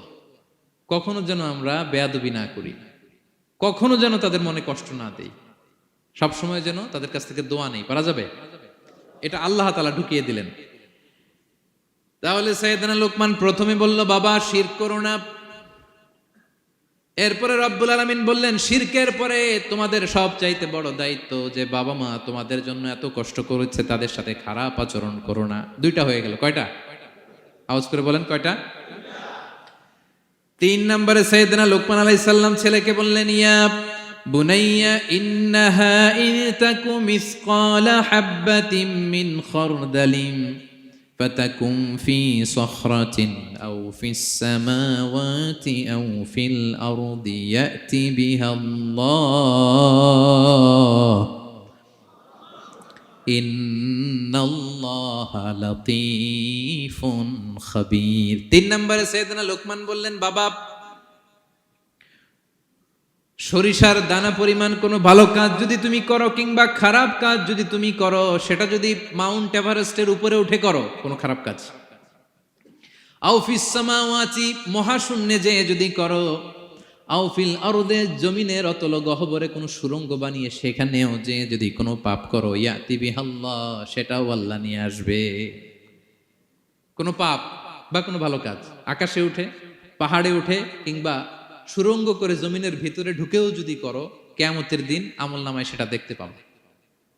সুবহানাল্লাহ পড়বেন না? কারণ ইন্নাল্লাহা লাতীফুন খাবীর, তিনি হলেন লাতীফ সূক্ষ্মদর্শী। যত ছোট কাজই করো না কেন তার চোখে ফাঁকি দেয়া যায়। তার মানে 3 নাম্বার উপদেশে সাইয়েদনা লোকমান তার ছেলেকে আল্লাহর শক্তি, আল্লাহর ক্ষমতার ব্যাপারে একটা ধারণা দিচ্ছেন। নিজের ছেলেকে তার রবকে চিনাইতে হবে। আমাদের রবকে আমাদের চিনার দরকার আছে না নাই? ছেলেকে বোঝাবেন, বাবা ওই যে তুমি মসজিদে আমার সাথে যে সেজদা দাও, কারে দাও জানো? তিনি কত বড়, তিনি কত বিশাল ক্ষমতার অধিকারী। তুমি সামান্য কোনো ভালো কাজ কিংবা খারাপ কাজ, এটা যদি মহাশূন্যে উঠেও করো, পাহাড়ের চূড়ায় গিয়েও যদি করো, জমিনকে ফেড়ে সুড়ঙ্গের ভেতরে ঢুকেও যদি করো, তার চোখকে কশিনকালেও ফাঁকি দেয়া যাবে। তার মানে 3 নম্বরে আল্লাহর ধারণার ব্যাপারে, শক্তির ব্যাপারে, ক্ষমতার ব্যাপারে, আল্লাহ তাআলার অথরিটির ব্যাপারে, ক্যাপাসিটির ব্যাপারে একটা স্বচ্ছ ধারণা দিয়ে দিল। তুমি জানো নাকি কোন রবের ইবাদত তুমি করো? গোটা দুনিয়ার সবার চোখকে ফাঁকি দেয়া গেল, আল্লাহর চোখকে কশিনকালেও ফাঁকি দেয়া যায় না। ঠিক কি না? এই পৃথিবীতে সবার চোখকে ফাঁকি দেয়া যায় কি যায় না? পুলিশের চোখ, সিকিউরিটির চোখ, বিমানবন্দরে কাস্টমস অফিসারের যে অফিসার থাকে তাদের চোখ, বিভিন্ন জায়গায় বড় বড় যে সিসি ক্যামেরা থাকে, এগুলো ফাঁকি দেয়া যায়। ফাঁকি দেয়া যায় না একজনের চোখ। আওয়াজ করে বলুন তো তিনি কে? ফাঁকি দেওয়া যায়? আচ্ছা বলেন, এই ছোটবেলা থেকেই এই সেন্সেশন, এই অনুভূতি যদি, এই অনুভূতির সফটওয়্যার যদি আপনার ছেলের মাথায় ঢুকায় দেন, এই ছেলে কোনোদিন দুর্নীতি করবে? খাদ্যে ভেজাল দিবে? মাছে ফরমালিন দিবে? প্রতিবেশীকে কষ্ট দিবে? অনিয়ম করবে? অন্যের অধিকার হরণ করবে না। এজন্য ছোটবেলা থেকেই তার রবকে চিনায় দিতে হবে, রবকে চিনায় দিতে হবে। 3 নম্বরে ছেলেকে তিনি বললেন, বাবা অতি ক্ষুদ্র ভালো কাজ কিংবা খারাপ কাজ যেখানেই করো না কেন, কিয়ামতের দিন সেটা তুমি দেখবা। তার মানে তখন থেকে সে বুঝবে, আমি যাই করি না কেন, ভালো করলে এটার একটা প্রতিদান, একটা রিওয়ার্ড আমি পাবো, ঠিক না? আর খারাপ যদি করি, এটার শাস্তি আমাকে ভোগ করতেই হবে। আল্লাহর সুপ্রিম কোর্টের কাঠগড়ায় আমাকে দাঁড়াতেই হবে। নিক্তি পাল্লা, মাওয়াজিন আল কিসত, ন্যায়ের মানদণ্ড আল্লাহ সেদিন স্থাপন করবেন। আমরা যেটা মিজানের পাল্লা বলি, এটা মূলত ন্যায়ের মানদণ্ড। সামান্য ক্ষুদ্রাতি ক্ষুদ্র জিনিস দিলেও ওইখানে টের পাওয়া যায়। সুবহানাল্লাহ পড়েন। আচ্ছা, আমরা যে চাল কিনি, ডাল কিনি, ধরেন 10 কেজি চালের একটা বস্তা কিনছি, দেখবেন যে অনেক সময় মাপটা একুরেট হয় না। 10 কেজির চেয়ে হয়তো একটু বেশি অথবা হয়তো একটু কম, এরকম হয় না অনেক সময়? 5 কেজি কিনছেন এক দোকান থেকে, আরেক জায়গায় যে ভালোভাবে মাপ দিয়ে দেখবেন যে একটু বেশি হয়েছে অথবা একটু কম হয়েছে, ঠিক কিনা? আল্লাহ যে মিজানের পাল্লা সেদিন বসাবেন, ওইখানেও তো এরকম হবে। হ্যাঁ, কেমন হবে? فمن يعمل مثقال ذرة خيرا يره পড়ুন, ومن يعمل مثقال ذرة شرا يره। ক্ষুদ্রাতি ক্ষুদ্র জাররা তথা অনুপরিমাণ ভালো যদি করো, সেটাও সেদিন নিক্তি পাল্লায়, মিজানের দাড়ি পাল্লায় দেখতে পাবা। ক্ষুদ্রাতি ক্ষুদ্র খারাপও যদি করো, সেদিনও মিজানের পাল্লায় সেটা তুলে দিবে কে? জাররা মানে খুবই ক্ষুদ্র। কতটুকু ক্ষুদ্র আমি উদাহরণ দিয়ে বুঝাই। শীতের সকালে টিনের ঘরে যারা কোনোদিন থেকেছেন, এখানে তো শীত নাই, মালয়েশিয়াতে সারা বছর গরম। শীতের সিজনের কথা মনে আছে তো আপনাদের? না মালয়েশিয়ায় থাইকা সব ভুলে গেছেন? শীতকাল শীতকাল মনে আছে? হ্যাঁ, শীতের সকালে টিনের ঘরে যদি কখনো থাকেন, দেখবেন যে যে টিনের ঘরে ছিদ্র থাকে, ওই ছিদ্র দিয়ে সূর্যের আলো ঢুকে, রশ্মি। মনে পড়ছে? শীতের সকাল, টিনের ছিদ্র দিয়ে দেখবেন চিকন একটা সূর্যের রশ্মি ঢুকছে। ওটার কাছে গেলে দেখা যায় সামান্য ধুলাবালি, কেমন যেন ডাস্ট উড়ে এটার মধ্যে। অন্যদিকে কিন্তু দেখা যায় না, এদিকে নাই, কিন্তু ওই ছিদ্রটার কাছে গেলে দেখা যায় আলো যেদিক থেকে পড়ছে নিচ পর্যন্ত পুরোটার মধ্যে ধুলিকণা। আসলে ধুলিকণা কি শুধু এদিকেই না, পুরা ঘরেই? পুরা ঘরেই আছে। ওইদিকে আলো পড়ছে, ওইটা দেখা যায়। ওই যে ছোট্ট সূর্য রশ্মির মধ্যে কাছে গেলে যে ছোট্ট ছোট্ট ধুলিকণা দেখা যায়, ওইটার নাম হচ্ছে যাররা। যাররা, ফামান ইয়ামাল মিসকালা যাররাতিন খাইরান ইয়ারা। এই ধুলিকণার ডাস্টের যাররা পরিমাণ ভালো করলে সেটাও দেখতে পাবা, আবার যাররা পরিমাণ খারাপ করলে সেদিন কিয়ামতের ময়দানে মিজানের পাল্লায় সেটাও দেখতে পাবা। পড়েন সুবহানাল্লাহ। তার মানে 3 নম্বরে ছেলেকে আল্লাহর শক্তি আর সম্ভাবনা সম্পর্কে সতর্ক করলেন, জানান দিয়ে বললেন, বাবা যেটাই করো না কেন, সবার চোখকে ফাঁকি দেওয়া যায় না, একজনের চোখ, তিনি কে? কয়টা গেল উপদেশ? সবাই বলুন তো কয়টা? 3টা। 4 নম্বরে লোকমান আলাইহিস সালাম বললেন, ইয়া বুনাইয়া আকিমিস সালাহ। ও আমার সন্তান, 4 নম্বরে উপদেশ হলো তোমাকে নামাজ কায়েম করতে হবে। নামাজ, সবার আগে নামাজ। কাজকে বলে দাও আমার নামাজ আছে, নামাজকে বলো না কাজ আছে, ঠিক কি না? সালাত কায়েম করো, সালাতে কায়েম করো, হবে জান্নাতি তুমি, হবে জান্নাতি তুমি। দিবে কাল হাসরে শীতল ছায়া আরশে আজিম, রব্বিয়াল আলা রব্বিয়াল আযীম, রব্বিয়াল আলা রব্বিয়াল আযীম। সুবহানাল্লাহ পড়েন। 4 নম্বরে আকিমিস সালাহ। ও আমার কলেজার টুকরা সন্তান, নামাজ কায়েম করো। নামাজ, নামাজ কিয়ামতের ময়দানে সর্বপ্রথম যে জিনিসটার হিসেব আল্লাহ চাইবেন, ওটা কি? সবাই বলেন একসাথে, সেটা কি? বিশ্বনবী ইন্তেকালের আগে বললেন, আস-সালাত আস-সালাত ওয়া মা মালাকাত আইমানুকুম।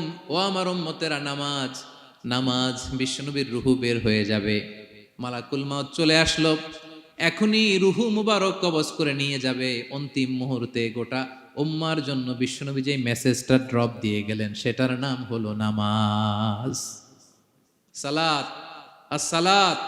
উম্মতেরা, নামাজ নষ্ট করো না, নামাজ নষ্ট করো না। আউয়ালু মা ইউহাসাবু বিহিল আবদু ইয়াউমাল কিয়ামাতি আস-সালাহ। কিয়ামতের ময়দানে সর্বপ্রথম আল্লাহ যে জিনিসটার হিসাব চাইবেন, সেটা কি? ফাইন সলুহাত সলুহা সাইরু আমালি। এটা যদি ঠিক হয়ে যায়, পুরো আমলনামা ঠিক হয়ে যাবে। ওয়া ইন ফাসাদাত ফাসাদা সাইরু আমালি। নামাজের হিসাব দিতে যেয়ে যদি আপনার গন্ডগোল লেগে যায়, আপনার পুরো আমলনামাটারে গন্ডগোল করে দিবে কে? এজন্য সবার আগে সালাত। ছেলেকে বোঝাবেন, বাবা নামাজ কায়েম করো। তার মানে একা একা পড়ো না, জামাতে পড়ো। নামাজ পড়া আর কায়েম করায় পার্থক্য আছে। একা একা পড়া যায়, কিন্তু একা একা কায়েম করা যায়? বলেন।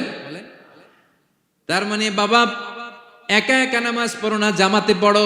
বিকেল বেলায় তোমার বন্ধুকে নিয়ে খেলার মাঠে যখন ক্রিকেট খেলতে খেলতে মাগরিবের সময় হয়ে যায়, একা একাই মসজিদে যাবা না, তোমার বন্ধুরেও নিয়ে যাবা। একা একা জান্নাতে গেলে মজা আছে, সবাই মিলে একসাথে গেলে কেমন হয়? হ্যাঁ, সবাই মিলে একসাথে জান্নাতে যাওয়া লাগবে না?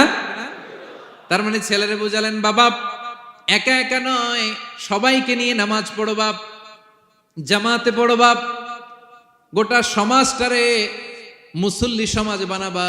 এটার নাম হচ্ছে ইকামাতুস সালাহ। ছেলেকে বললেন আকিমিস সালাহ, ও আমার কলিজার টুকরা বাজান, নামাজ কায়েম করো। বিষ্ণু ঈসা ইসলাম বললেন মুরু সুবিয়ানাকুম বিসসালাতি ওয়া হুম আবনাউ সাবউ সিনিন, তোমাদের ছেলে মেয়েদের বয়স যখন 7 হয় তখন থেকে নামাজের আদেশ করো। ওয়াদরিবুহুম আলাইহা, আর তাদেরকে শাসন করো। ওয়াদরিবুর অনেক অর্থ হতে পারে, শাসন করো, একটু রূঢ় আচরণ করো, প্রয়োজনে মৃদু প্রহার করো। যখন তাদের বয়স হয়ে যায় 10, বয়স হয়ে যায় 10 কিংবা তার উপরে, আমাদের ছেলে মেয়ে আছে বয়স, দেখি কয়জন আছে দিকে 10 বছরের। হ্যাঁ দেখছেন, কঠোর হইতে হবে আপনাদের যদি নামাজ না পড়ে, হাত নামান। 7 পর্যন্ত নিয়ে যাবেন সাথে করে। বয়স যখন 7 হয়, বারবার যখন সালাতের কথা বলবেন, সাথে করে নিয়ে দাঁড়াবেন। জুমার দিন মসজিদে নিয়ে যাবেন, মাঝে মাঝে নামাজে নিয়ে যাবেন। 7, 8, 9 এই 3 বছরের ট্রেনিং এ 10 বছর তো এমনি পাক্কা নামাজে হয়ে যাবে, ঠিক কিনা? নাকি বলবেন হুজুর আমি তো পড়ি না, আমারই তো খবর নাই। হ্যাঁ, ছেলেরা যে বলবো বাবা নামাজ কায়েম কর, এর আগে কিন্তু নিজের মুসল্লি হইতে হবে। এটা বুঝতে পারতেছেন তো? হ্যাঁ, ছেলেকে বলতে হইলে আগে নিজের মুসল্লি হইতে হবে। নামাজের ব্যাপারে নো কনসিডারেশন, কোনো ছাড় নাই। সালাত আপনাকে পড়তেই হবে যে কোনো পরিস্থিতিতে। এজন্য 7 বছর বয়স থেকে বিশ্বনবী ওয়ার্নিং দিতে বলেছেন। 10 বছর বয়স হলে প্রয়োজনে রূঢ় আচরণ করো, শাসন করো, প্রয়োজনে মৃদু প্রহার করো। খবরদার, খবরদার। একসাথে মাঝে মাঝে নিজেরাও ঘরে পড়বেন। মসজিদে তো যাবেনই, বাইরে বৃষ্টি, যেতে পারছেন না, নিজেই ইমাম হয়ে দাঁড়ায় যান। আপনার ছেলে 2 জন আপনার পিছনে দাঁড়াবে, আপনার স্ত্রী আর মেয়েরা তার পরের কাতারে দাঁড়াবে। হ্যাঁ, নারী পুরুষ একই কাতারে দাঁড়াতে পারে না। অথবা আপনার ছেলেটার ইমাম বানায় দেন, ও নামাজ পড়াইতেছে, আপনারা পড়তেছেন, ভালো লাগবে না? A family that praise together stays together, ইংরেজিতে একটা কথা বলে, a family that praise together stays together. যে ফ্যামিলি একসাথে নামাজ পড়ে, এই ফ্যামিলি একসাথে টিকে থাকে শান্তিতে অনেক দিন, ঠিক কিনা? এজন্য ঘরে মাঝে মাঝে জামাতে নামাজ পড়বেন, ঘরটারে বরকত দিয়ে পূর্ণ করে দিবে কে? এজন্য সাইয়েদনা লোকমান বললেন আকিমিস সালাহ, আমার কলিজার টুকরা সন্তান, নামাজ, নামাজ নষ্ট করো না, নামাজ নষ্ট করো না। অনেক ফ্যামিলি আছে, অনেক ফ্যামিলি নিজেও নামাজি, ছেলে মেয়েদেরকেও নামাজের কথা বলে, পড়ায়। জোহর পড়তে দেয়, আসর পড়তে দেয়, মাগরিব পড়তে দেয়, এশা পড়তে দেয়, ফজর পড়তে দেয় না। ফজর নিয়ে টেনশন নাই, কেন? বলতেছে ঘুমায় হুজুর। কি করে? আমার কলিজার টুকরা সন্তান ঘুমায় হুজুর। কাঁচা ঘুম কেমনে ভাঙাই? আচ্ছা, ফজরের সময় যদি আপনাদের কন্ডোমিনিয়ামে আগুন লাগে কি করবেন? ফজরের সময় লাগছে আগুন, আরেকটু ঘুমাক, কাঁচা ঘুম।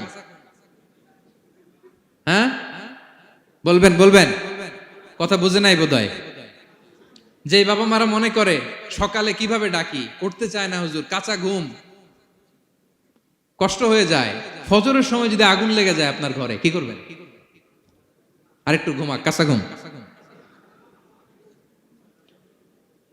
দুনিয়ার আগুন থেকে নিজের সন্তানকে বাঁচানোর জন্য যেমনি ডেকে উঠান, দুনিয়ার আগুন থেকে রক্ষা করার জন্য যেমনি ডাকেন, উঠায় নিয়ে আসেন, জাহান্নামের কঠিন আগুন থেকে বাঁচানোর জন্য ফজরের সময়ও ডাকার দরকার আছে না নাই? দুনিয়ার আগুনের চেয়ে কমপক্ষে 70 গুণ বেশি তেজওয়ালা। হ্যাঁ, বিষ্ণু বলেন নারুকুম তুকিদুন, যে আগুন দিয়ে কিচেনে রান্না করো, জাহান্নামের আগুন কিন্তু এই আগুন নয়। জাহান্নামের আগুন দুনিয়ার আগুনের চাইতে কমপক্ষে 70 গুণ বেশি তেজওয়ালা। তাহলে ফজরের সময় ডাকবেন তো ছেলে মেয়েকে? হ্যাঁ, নিজেও পড়বেন, ছেলে মেয়েদেরকেও ডাকবেন। আকিমিস সালাহ। 4 নম্বরে বললেন বাবা নামাজ কায়েম করো, নামাজ, নামাজ ছেড়ে দিও না। 5 নম্বরে বললেন ওয়া'মুর বিল মা'রুফ, ভালো কাজের আদেশ করো। 6 নম্বরে বললেন ওয়ানহা আনিল মুনকার, খারাপ কাজ থেকে নিষেধ করো। দেখেন কি বাবা ছিল সাইয়েদনা লোকমান। ছেলেরা বললেন, নামাজ পড়ার পরে বললেন ওয়া'মুর বিল মা'রুফ, ভালো কাজের আদেশ করবা, ভালো কাজের আদেশ করো। ওয়ানহা আনিল মুনকার, মন্দ কাজ থেকে নিষেধ করো। আমরা অনেকে নিজেরাই ভালো করি, নিজেরাই ভালো কাজ করি, অন্যদেরকে বলি না, এরকম আছে না নাই? সমাজে পাপ হলে, অন্যায় হলে আমরা কথা বলতে চাই না, এরকম আছে না নাই? নিজেই নামাজ পড়বে, চোখ বন্ধ করে তাসবিহ পড়তে থাকে, কিন্তু মুসলিম উম্মার উপর কারবালা হয়ে যাচ্ছে, তার কোনো টেন নাই, এরকম আছে না নাই? গোটা বিশ্বে মুসলমানদের উপর দিয়ে কি যাচ্ছে, সমাজে কি চলছে তার কোনো আন্দাজ নাই, খোঁজ খবর নাই, শুধু নিজেই জিকির করে, এরকম আছে না নাই? না, আযাব আসলে, গজব আসলে শুধু এই কাফের মুশরিকদেরই মারে না, মুমিনদেরও মারে, ঠিক কি না? আল্লাহ বলে ওই আযাবকে ভয় করো, ওয়াত্তাকু ফিতনাতাল লা তুসিবান্নাল্লাযীনা যালামু মিনকুম খাসসা। ওই আযাবকে ভয় করো, এই শাস্তিকে ভয় করো, যে শাস্তি যখন আমি পাঠাই ওই শাস্তি দিয়ে শুধু জালেমদেরকে মারি না, আলেমদেরকেও মারি, ঠিক কি না? কারণ তুমি আলেম হয়ে বসেছিলে কেন? তুমি সমাজকে বাঁচাও নাই কেন? শুধরে দাও নাই কেন? শুদ্ধাচারের অভিযানে তুমি নামো নাই কেন? ঠিক কি না? তুমি একা একা জিকির করে তোমার আল্লাহর ওলি হইতে বলছে কে? গোটা সমাজকে তোমার বাঁচাতে হবে। একটা জাহাজ 2 তলা, আপনি আছেন 2য় তলায়, নিচ তলায় একদল লোক জাহাজের তলা ছিদ্র করতেছে। জাহাজের তলায় ছিদ্র করলে কি ঢুকে? তা আপনি যদি বলেন ওরা নিচে আছে ছিদ্র করতেছে, ওরা করুক, আমি থামাবো কেন? আমার তো দোষ নাই, আমি তো ছিদ্র করি নাই। ছিদ্র করছে কারা? ওরা।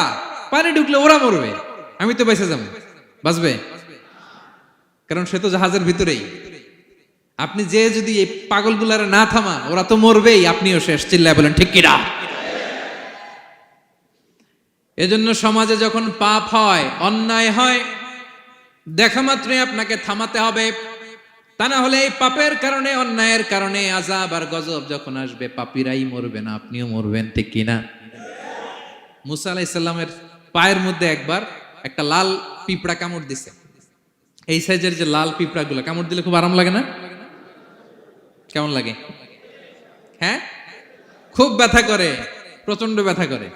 তো মুসা আলাইহিস সালামের মেজাজ কি নরম না গরম? খুব তাড়াতাড়ি রেগে যেতেন উনি। এক এক নবীর এক এক অ্যাট্রিবিউটস ছিল, হ্যাঁ, এক এক বৈশিষ্ট্য ছিল। উনি অনেক রেগে যেতেন। উনি থাপ্পড় মেরে একবার ফেরাউনের বাবুর্চিকে দুনিয়া থেকে শেষ, এক থাপ্পড়, এত শক্তি। সেই বুখারীতে এসেছে মালাকুল মাউতকে মারছিলেন একটা। ওই যে ছোটবেলা থেকে মারার অভ্যাস, ছোটবেলায় কার গালে দিছিল জানে না বোধহয়? ফেরাউন। অন্যায় দেখলেই ছোটবেলায় ফেরাউনের গালে দিছে একটা, বড় হয়ে ফেরাউনের বাবুর্চির একটা, এরপরে মালাকুল মাউতকেও একটা। এর কারণ মালাকুল মাউত আবার মালাকুল মাউতের মতো আসেনি, মানুষের আকৃতিতে এসেছিল। তো পারমিশন না নিয়ে ঢুকছে। উনি ভাবছে এমনি মানুষ, কিরে পারমিশন নিলি না কেন? তো মুসা আলাইহিস সালামের পায়ের মধ্যে লাল পোকা, লাল পিঁপড়া কামড় দিছে, প্রচন্ড ব্যথা পাইতেছে আর ডলতেছে আর রেগে গেছে। রেগে তাকায় দেখে এদিকে লাল পিঁপড়ার বাসা, যে পা দিয়ে ডলে সবগুলোরে মেরে ফেলছে। তো ঘটনাটা ছিল মুসা আলাইহিস সালাম আল্লাহকে জিজ্ঞেস করছিলেন, এই ঘটনাটা আল্লাহ কেন ঘটাইছেন? আল্লাহকে জিজ্ঞেস করছিলেন, আল্লাহ আযাব যখন কোনো এলাকায় পাঠান তখন তো শুধু জালিমরাই মরে না, ভালো লোকগুলাও তো মারা যায়, তো এই আযাবে ভালো লোকগুলা কেন মরে? আল্লাহ উত্তর দেয় না, এই ঘটনা ঘটাই দিছে। পিঁপড়া যখন কামড় দিছে রেগে সবগুলোর মেরে ফেলছে। আল্লাহ বলে, মুসা কামড় দিছিল কয়টা? কয় আল্লাহ একটা। তো ওগুলোর মারলা কেন? অ্যাকশনে যখন যায়, এত কিছু দেখে অ্যাকশন নেওয়া যায় না। এজন্য আল্লাহ বলেন ওয়াত্তাকু ফিতনাতাল লা তুসিবান্নাল্লাযীনা যালামু মিনকুম খাসসা। ওই ফিতনাকে মানে ওই আযাবকে ভয় করো, যে আযাব যখন আসবে শুধু খারাপ লোকগুলার উপরে আসবে না, ভালো লোকগুলাও বাঁচতে পারবে। কারণ ভালো মানুষরা আশেপাশের লোকদেরকে ভালো বানায় নাই কেন? একা নামাজ পড়েছো কেন? নামাজের দাওয়াত দাও নাই কেন? নিজে হালাল খাইছো, সমাজটারে হালাল দিয়ে বিনির্মাণ করো নাই কেন? এজন্য আযাব আসলে শুধু জালেমদের উপরে আসে না, আলেমদের উপরে আসে। খবরদার।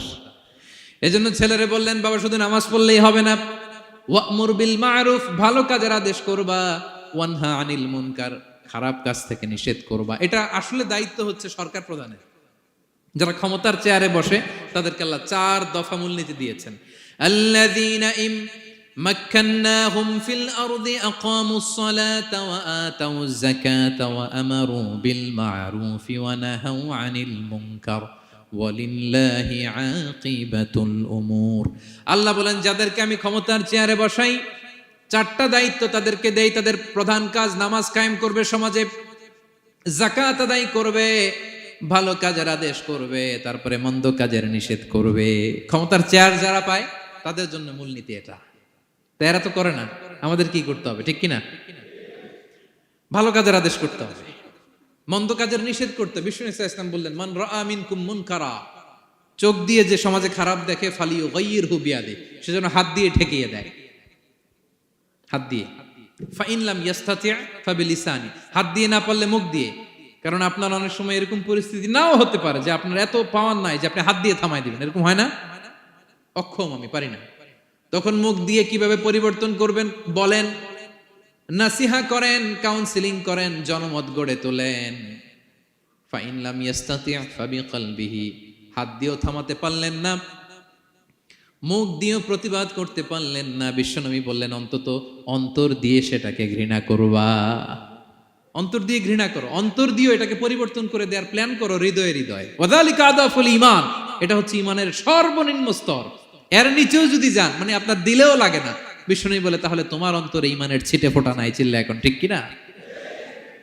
এজন্য ভালো কাজের আদেশ করো, মন্দ কাজের নিষেধ করো। নামাজের পরপর সাইয়েদনা লোকমান বললেন, বাবা নিজেই ভালো করো না, সমাজে ভালো ছড়িয়ে দাও।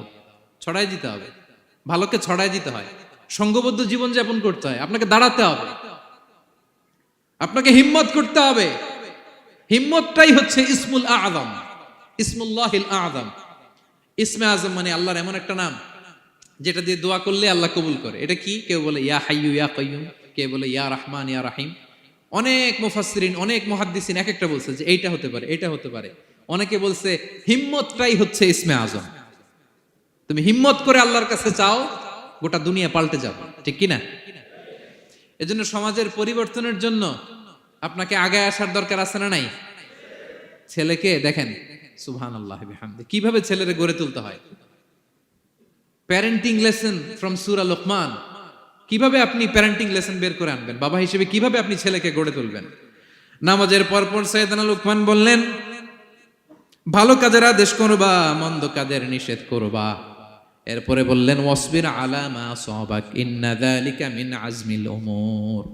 লোকমান বললেন, ওয়াসবির আলা মা আসাবাক, বিপদে ধৈর্য ধরো। কারণ লোকমান আলাইহিস সালাম ভালো করেই জানেন যে নামাজ কায়েমের আন্দোলন করে, যে সত্যের পথে আহ্বান করে, যে অন্যায় কাজে বাধা দেয়, সমাজ তারে ওয়েলকাম করে না।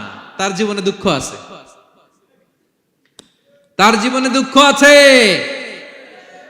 তার উপরে হামলা হতে পারে, মামলা হতে পারে, তাকে দেশ ছাড়া করা লাগতে পারে।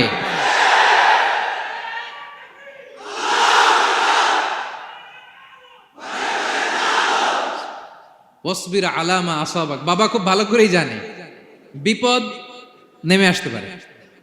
যে নামাজ কায়েমের আন্দোলন করে, যে সৎ কাজের আদেশ করে, অসৎ কাজে বাধা দেয়, তাকে থামানোর জন্য, হ্যাঁ, তার অগ্রযাত্রাকে রুখে দেওয়ার জন্য, তার রাস্তাকে ব্লক করার জন্য যুগে যুগে সমাজে সমাজে আছে না নাই? আছে। ঘাবড়ে গেলে চলবে না। এই পথ, এটা ফুল সজ্জার কোনো পথ নয়, এটা কণ্টকাকীর্ণ। এখানে প্রতি পদে পদে কাটা। এটা জেনেই আমরা এই পথে এসেছি, ঠিক কিনা? এজন্য আমাদেরকে রুখে দেয়া যাবে না। আমরা সত্যের কথা বলেই যাব, আমরা অন্যায় দেখলে প্রতিবাদ করেই যাব। প্রতিবাদ করবেন, দাঁড়াবেন। আপনি দাঁড়ালেই দেখবেন পরিস্থিতি অন্যরকম হয়ে গেছে। দাঁড়ান না যে আপনি, অন্যায় করতেছে আপনি দাঁড়ান না কেন? অপরাধ করতেছে আপনি থামান না কেন? আপনার বোনের বয়সী একটা মেয়েকে টিস করতেছে কিছু ছেলেরা, আপনি দাঁড়ান না কেন? ওদের 10 জনের চেয়ে আপনার শক্তি অনেক বড়। সত্যের যে শক্তি আছে, মিথ্যা তার সামনে মুখ থুবড়ে পড়ে। আপনি দাঁড়ান, আপনি জিজ্ঞেস করেন এরকম করতেছো কেন, টিস করতেছো কেন? আপনি ওখানে জনমত গড়বেন, আপনি দাঁড়ালে আরো 10 জন দাঁড়াবে, ঠিক কিনা? দাঁড়াতে আপনাকে হবে, সাহস করে দাঁড়াতে হবে। সালাত কায়েমের আন্দোলন যারা করে, সৎ কাজের আদেশ যারা দেয়, মন্দ কাজ থেকে নিষেধ যারা করে, তাদের জীবনে পরীক্ষা আছে না নাই? এজন্য সাইয়েদনা লোকমান বললেন, বাবা যেই নাসিহত তোমাকে দিচ্ছি এটা পালন করলে বিপদ আসবে, কিন্তু ঘাবড়ে যেও না, আতঙ্কিত হয়েও না। ওয়াসবির আলা মা আসাবাক, বিপদে ধৈর্য ধরো, ধৈর্য ধারণ করতে হবে। সবর, সবর নিয়ে কোথায় যেন আলোচনা করেছিলাম যে সবর এটা এমন একটা গাছ যে গাছের চারদিকে থাকে কাটা, কিন্তু ফলটা বড় মিষ্টি। সবর বাংলা জানেন তো কি? ধৈর্য। ধৈর্য এমন একটা গাছ যে গাছের চারিদিকে কাটা, কিন্তু ফলটা মিষ্টি, সুস্বাদু। এই সুস্বাদু ফল খেতে হলে এই কাটাগুলো সহ্য করতে হবে। ধৈর্য। ছোট্ট ছেলে মেয়েদেরকে ননির পুতুল করে গড়ে তুলবেন না, খবরদার। ওদেরকে কষ্ট সহিষ্ণু করে গড়ে তুলবেন। আপনি থাকতেই কষ্ট করা শেখান, তার জীবনটা স্মুথ হবে, তার ক্যারিয়ারটা ব্রাইট হবে, তার ভবিষ্যৎটা সুন্দর হবে। ছেলেমেয়েরা কিছু চাইলেই সাথে সাথে দিবেন না। অনেক বাবা মা আছে এত আদর করে, এত বেশি আহ্লাদ করে, যা চায় তাই দেয়, পরে হিতে বিপরীত হয়, ঠিক কিনা? ছেলে মেয়েকে অভাব শেখান, ছেলে মেয়েকে কষ্ট শেখান, ওদেরকে সংগ্রাম শেখান, প্রতিকূল পরিবেশে কি করে টিকে থাকতে হয় এটার সবক শেখান। সেদিন লোকমান তাই করলেন, ছেলের সবর শিখাইলেন যে বাবা ধৈর্য ধারণ করো, আতঙ্কিত হবা না। জীবন এটা সহজ নয়, জীবন চলার পথ সহজ নয়, এটাকে সহজ করে নিতে হয়। কখনো সবর করে, কখনো ক্ষমা করে, কখনো অন্যকে ইগনোর করে, কখনো দোয়া করে, কখনো আল্লাহর উপর তাওয়াক্কুল করে, ঠিক কিনা? ছেলে মেয়েকে আদর করে বোঝাবেন, বাবা এখন তুমি বাবার হোটেলে খাও, মায়ের হোটেলে ঘুমাও। সারা জীবন এমন চলবে না, দুনিয়াটা বড্ড কঠিন, এখানে কেউ কাউরে জায়গা করে দেয় না, নিজের জায়গা নিজেরই করে নিতে হয়, ঠিক কিনা? ছোটবেলা থেকেই তাকে দৃঢ় মনোবলের করে তুলতে হবে যে বাবা দুনিয়াটা এত সহজ নয়, এটা সহজ করে নিতে হয়। This is the life hacks. এই লাইফ হ্যাক গুলো আপনি শেখাবেন, লাইফ লেসন গুলো শিখাবেন। ধৈর্য ধরো, সৎ কাজের আদেশ দাও, মন্দ কাজের নিষেধ করো। এগুলো করতে গেলে একটু বাধা বিপত্তি আসবে, কিন্তু শেষ হাসিটা তুমিই হাসবে, ঠিক কিনা? বিজয় তোমারই হবে। কি বলেন? সময়ই কথা বলে, সময়ই কথা বলে। বিপদে ধৈর্য ধরো। বিশ্বনবী আল্লাহ বললেন, ওয়াসবির আলা মা ইয়াকুলুনা ওয়াহজুরহুম হাজরান জামিলা। নবী হে, বিপদে ধৈর্য হারা হবেন না। ভালো সময় সামনে আসছে, মক্কায় আপনারে কষ্ট দেয়, গণক বলে, জাদুকর বলে, পাগল বলে, মদিনাতে বিজয় আপনারই হবে, ঠিক কিনা? ছেলে মেয়ে যেন আশাবাদী হয়ে গড়ে ওঠে, হোপফুল, আতঙ্কিত যেন না হয়। কষ্ট শিখান, ধৈর্য শিখান। আচ্ছা গেল। এরপর তিনি বললেন, ওয়ালা তুসাইর খাদ্দাকা লিন্নাস। ও আমার কলিজার টুকরা সন্তান, ওয়ালা তুসাইর খাদ্দাকা লিন্নাস, অহংকার করে মানুষ থেকে মুখ ফিরিয়ে নিও না। ছেলেরে এবার সোশ্যাল বানানোর চেষ্টা করতেছেন, হ্যাঁ? ওয়ালা তুসাইর খাদ্দাকা লিন্নাস। দেখেন একটার পর একটা, প্রথমে স্রষ্টারে চিনাইলেন, তাই না? এরপরে স্রষ্টার ক্ষমতা সম্পর্কে শিখাইলেন, এরপরে আধ্যাত্মিকতা শিখাইলেন, এরপরে ইবাদত কি সেটা জানালেন, এরপরে তিনি সোশ্যাল এঙ্গেজমেন্ট কিভাবে করবেন, সোশ্যাল রিফর্ম কিভাবে করবেন শিখালেন। এবার মানুষের সাথে কিভাবে মিশতে হয় সেটা শিখাচ্ছেন। মানে পিপল ওরিয়েন্টেড হও। ওয়ালা তুসাইর খাদ্দাকা লিন্নাস, অহংকার করে মানুষের থেকে মুখ ফিরিয়ে নিও না, মুখ ছিটকাবে না। মানুষকে সম্মান করো, মানুষের সাথে মেশো, বি পিপল ওরিয়েন্টেড। আমাদের অনেক ছেলে মেয়েরা মানুষের সাথে মিশতে পারে না। দোষ কার? বাবা মায়ের, শেখায় না। একটা সময় আমাদের মনে আছে, ছোটবেলায় মেহমান আসলে আমরা এত খুশি হইতাম, কি বলেন? মেহমানের কাছে যাইতাম, সূরা শোনাইতাম, কবিতা শোনাতাম, এটা খেলতাম, ওইটা করতাম, যাওয়ার সময় আমাদেরকে টাকা দিয়ে যেত, হায় রে খুশি। এখন দেখবেন টেনে হিসেবে মেহমানের সামনে আনা যায় না। এরকম আছে না নাই? অনেক ফ্যামিলিতে এরকম আছে যে তারা সারাদিন ডিভাইস নিয়ে, এই ডিভাইস আসক্তি এত মারাত্মক পর্যায়ে পৌঁছেছে যে তারা মানুষের সাথে মিশতে পারে না। এই পাবলিক ওরিয়েন্টেশনটা অনেকের নাই, পিপল ওরিয়েন্টেশন নাই। অনেক ছোট বাচ্চা, মেহমান আসছে, তুমি একটু আসো, সালাম দাও, বসো, আসতে চায় না, বসতে চায় না, কারণ ওরা শিখানো হয় না। সারাদিন দিয়ে রাখছে কি হাতে? মোবাইল। এই জন্য ছোটবেলা থেকে আমরা যেন সামাজিক বানাই, বাচ্চাকে যেন শেখাই, বাবা মুরব্বীকে দেখলে সালাম দিতে হবে। কি করতে হবে? ওরা শিখাবেন। অনেক সময় ছোট বাচ্চারা না বুঝে দারোয়ানের সাথে খারাপ আচরণ করে, ঘরের কাজের বুয়ার সাথে খারাপ আচরণ করে, ড্রাইভারকে বকা দেয়, আছে না নাই? ভদ্রতা, ডিসেন্ট ম্যানার আপনি শিখান নাই, তো শিখবে কোত্থেকে? এই জন্য শুরুতেই বললাম যে গরুর পেট থেকে বেরোলে গরু হয়, কিন্তু মানুষের পেট থেকে বেরোলেই ওটা মানুষ হয় না। ওটারে মানুষ বানাতে হয় দিনের পর দিন, মাসের পর মাস, টিউনিং করে, পলিশিং করে, গাইড করে করে মানুষের মতো মানুষ বানাতে হয়। তাহলে ছেলেনে বললেন, ওয়ালা তুসাইর খাদ্দাকা লিন্নাস, তোমার চেহারাকে মানুষ থেকে ফিরিয়ে নিও না, গণমুখী হও, মানুষের সাথে মেশো। ছেলে মেয়েদেরকে এটা বলবেন। শহরে থাকলে মাঝে মাঝে গ্রামে নিয়ে যাবেন, কাদার মধ্যে ছেড়ে দিবেন, হাট বেটা, হ্যাঁ, কাদায় ছেড়ে দিবেন, পুকুরে ছেড়ে দিবেন, দৌড়াদৌড়ি করতে করতে তারপরে তারা শিখবে, দেখবে। মাছ, জ্যান্ত মাছ দেখে নাই আমাদের অনেক ছেলে মেয়েরা, আছে না নাই? ওরা ভাবে মাছ বোধহয় ওই ইয়ের মধ্যেই পাওয়া যায়, শপিং মলেই পাওয়া যায়, ফ্রিজের মধ্যে থাকে, এরপরে এটা খাইতে হয়। জ্যান্ত মাছ দেখলে দেখবেন ভয় পেয়ে গেছে, কারণ শেকড়ের সাথে এদের কোনো সম্পর্ক নাই। এরা যেন গণমুখী হয়, শেকড়ের সাথে যেন এদের সম্পর্ক থাকে। হ্যাঁ, এটাই দেখেন, এই উপদেশটা কয় হাজার বছর আগের। মনে হচ্ছে যেন আজকের পরিস্থিতি দেখে দেখে লোকমান ইসলাম ছেলেকে অ্যাডভাইস করতেছেন। সুবহানাল্লাহ পড়বেন না? ওয়ালা তুসাইর খাদ্দাকা লিন্নাস, মানুষ থেকে মুখ ফিরিয়ে নিও না, ছেলে মেয়েদের শিখান। মানুষ দেখলে ভয় পেও না, মানুষের কাছে যাও, মানুষের দুঃখ দুর্দশা দূর করার চেষ্টা করো, গণমুখী হও, মানুষকে দেখলে সালাম দাও, মুচকি হাসি দাও, হাত বাড়িয়ে মুসাফা করো, তাহলেই না মানুষের সাথে তুমি মিশবে, শিখবে, জানবে, ঠিক কি না?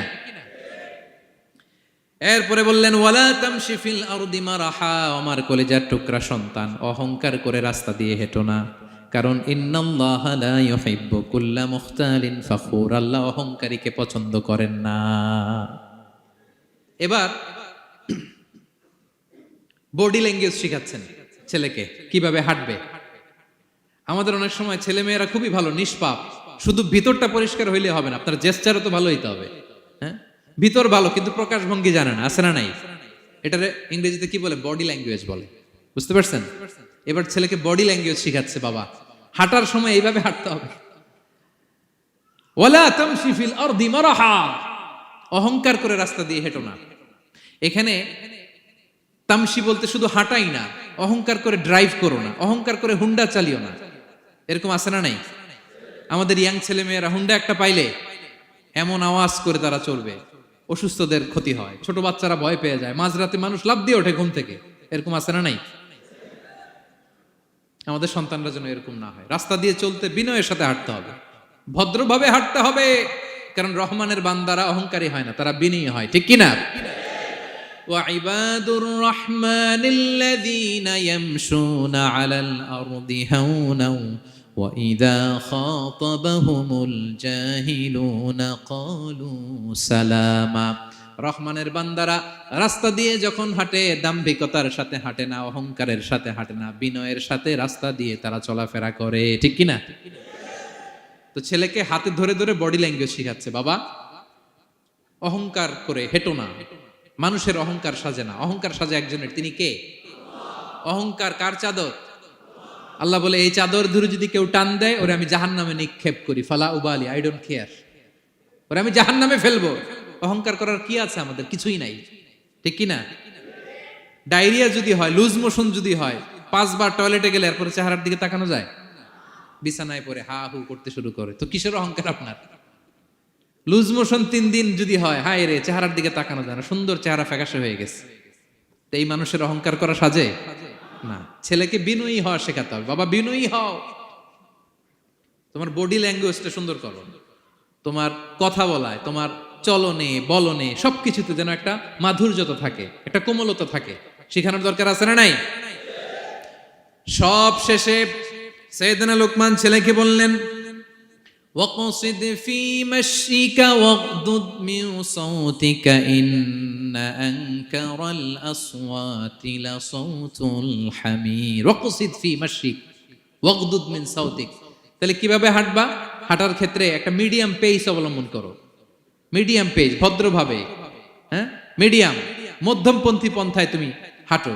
তোমার হাঁটার মধ্যে যেন একটা মুনশিয়ানা ভাব থাকে, তোমার হাঁটা চলাফেরায় যেন একটা ভদ্রতার ছাপ থাকে।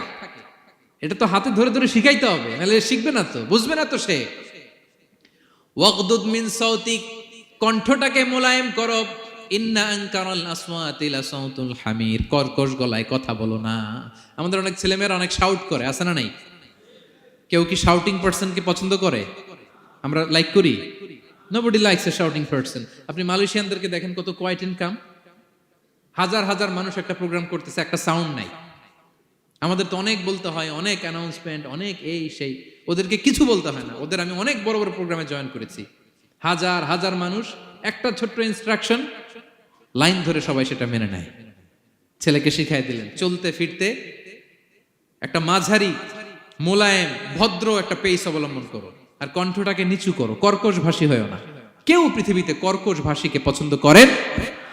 যারা চিৎকার করে চেঁচামেচি করে, আল্লাহ তাদের কণ্ঠকে গাধার কণ্ঠের সাথে তুলনা করেছেন এখানে। দ্য ব্রেইং অ্যাস, গাধার আওয়াজের চাইতে পৃথিবীতে নিকৃষ্ট কোনো আওয়াজ হতে পারে? আল্লাহ বলে, তুমি কি তোমার কণ্ঠকে গাধার আওয়াজের মতো করতে চাও?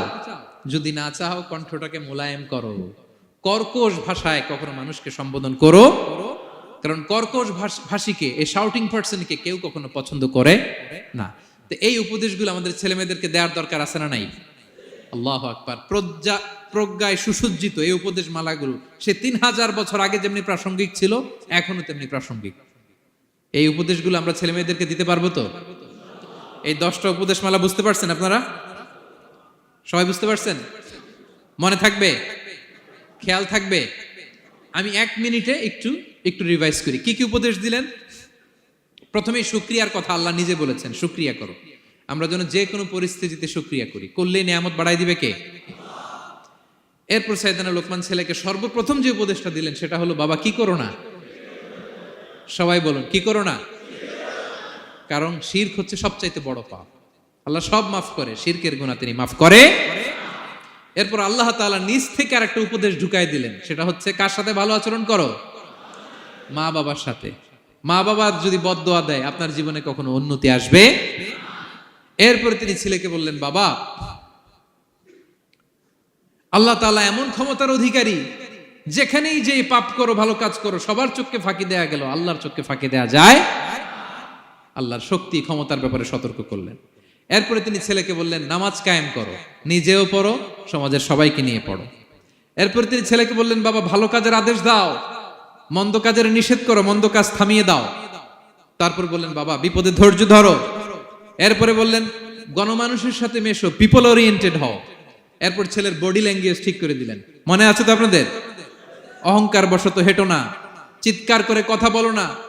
সবশেষে ওরাল কমিউনিকেশন কিভাবে করবে, শাউটিং না হয়ে মোলায়েম কণ্ঠে মানুষের সাথে যেন ভদ্রচিত ভাবে কথা বলতে পারে, এই উপদেশ মালাগুলো দিলেন। আমরা যারা বাবা হয়েছি, আমরাও যেন আমাদের কলিজার টুকরা সোনামণি সন্তানদেরকে এই উপদেশগুলো দেই। মনে থাকবে? সূরা লুকমানের 12 থেকে 19 নম্বর আয়াতে আল্লাহ তাআলা এই উপদেশগুলো তুলে ধরেছেন। আল্লাহ তাআলা আমাদের সবাইকে কথাগুলো বোঝার ও আমল করার তৌফিক দান করুক। আমরা পড়ি আমিন। আমরা যেন নেককার সন্তান লাভে ধন্য হতে পারি, আল্লাহ তৌফিক দান করুন। আমরা পড়ি আমিন।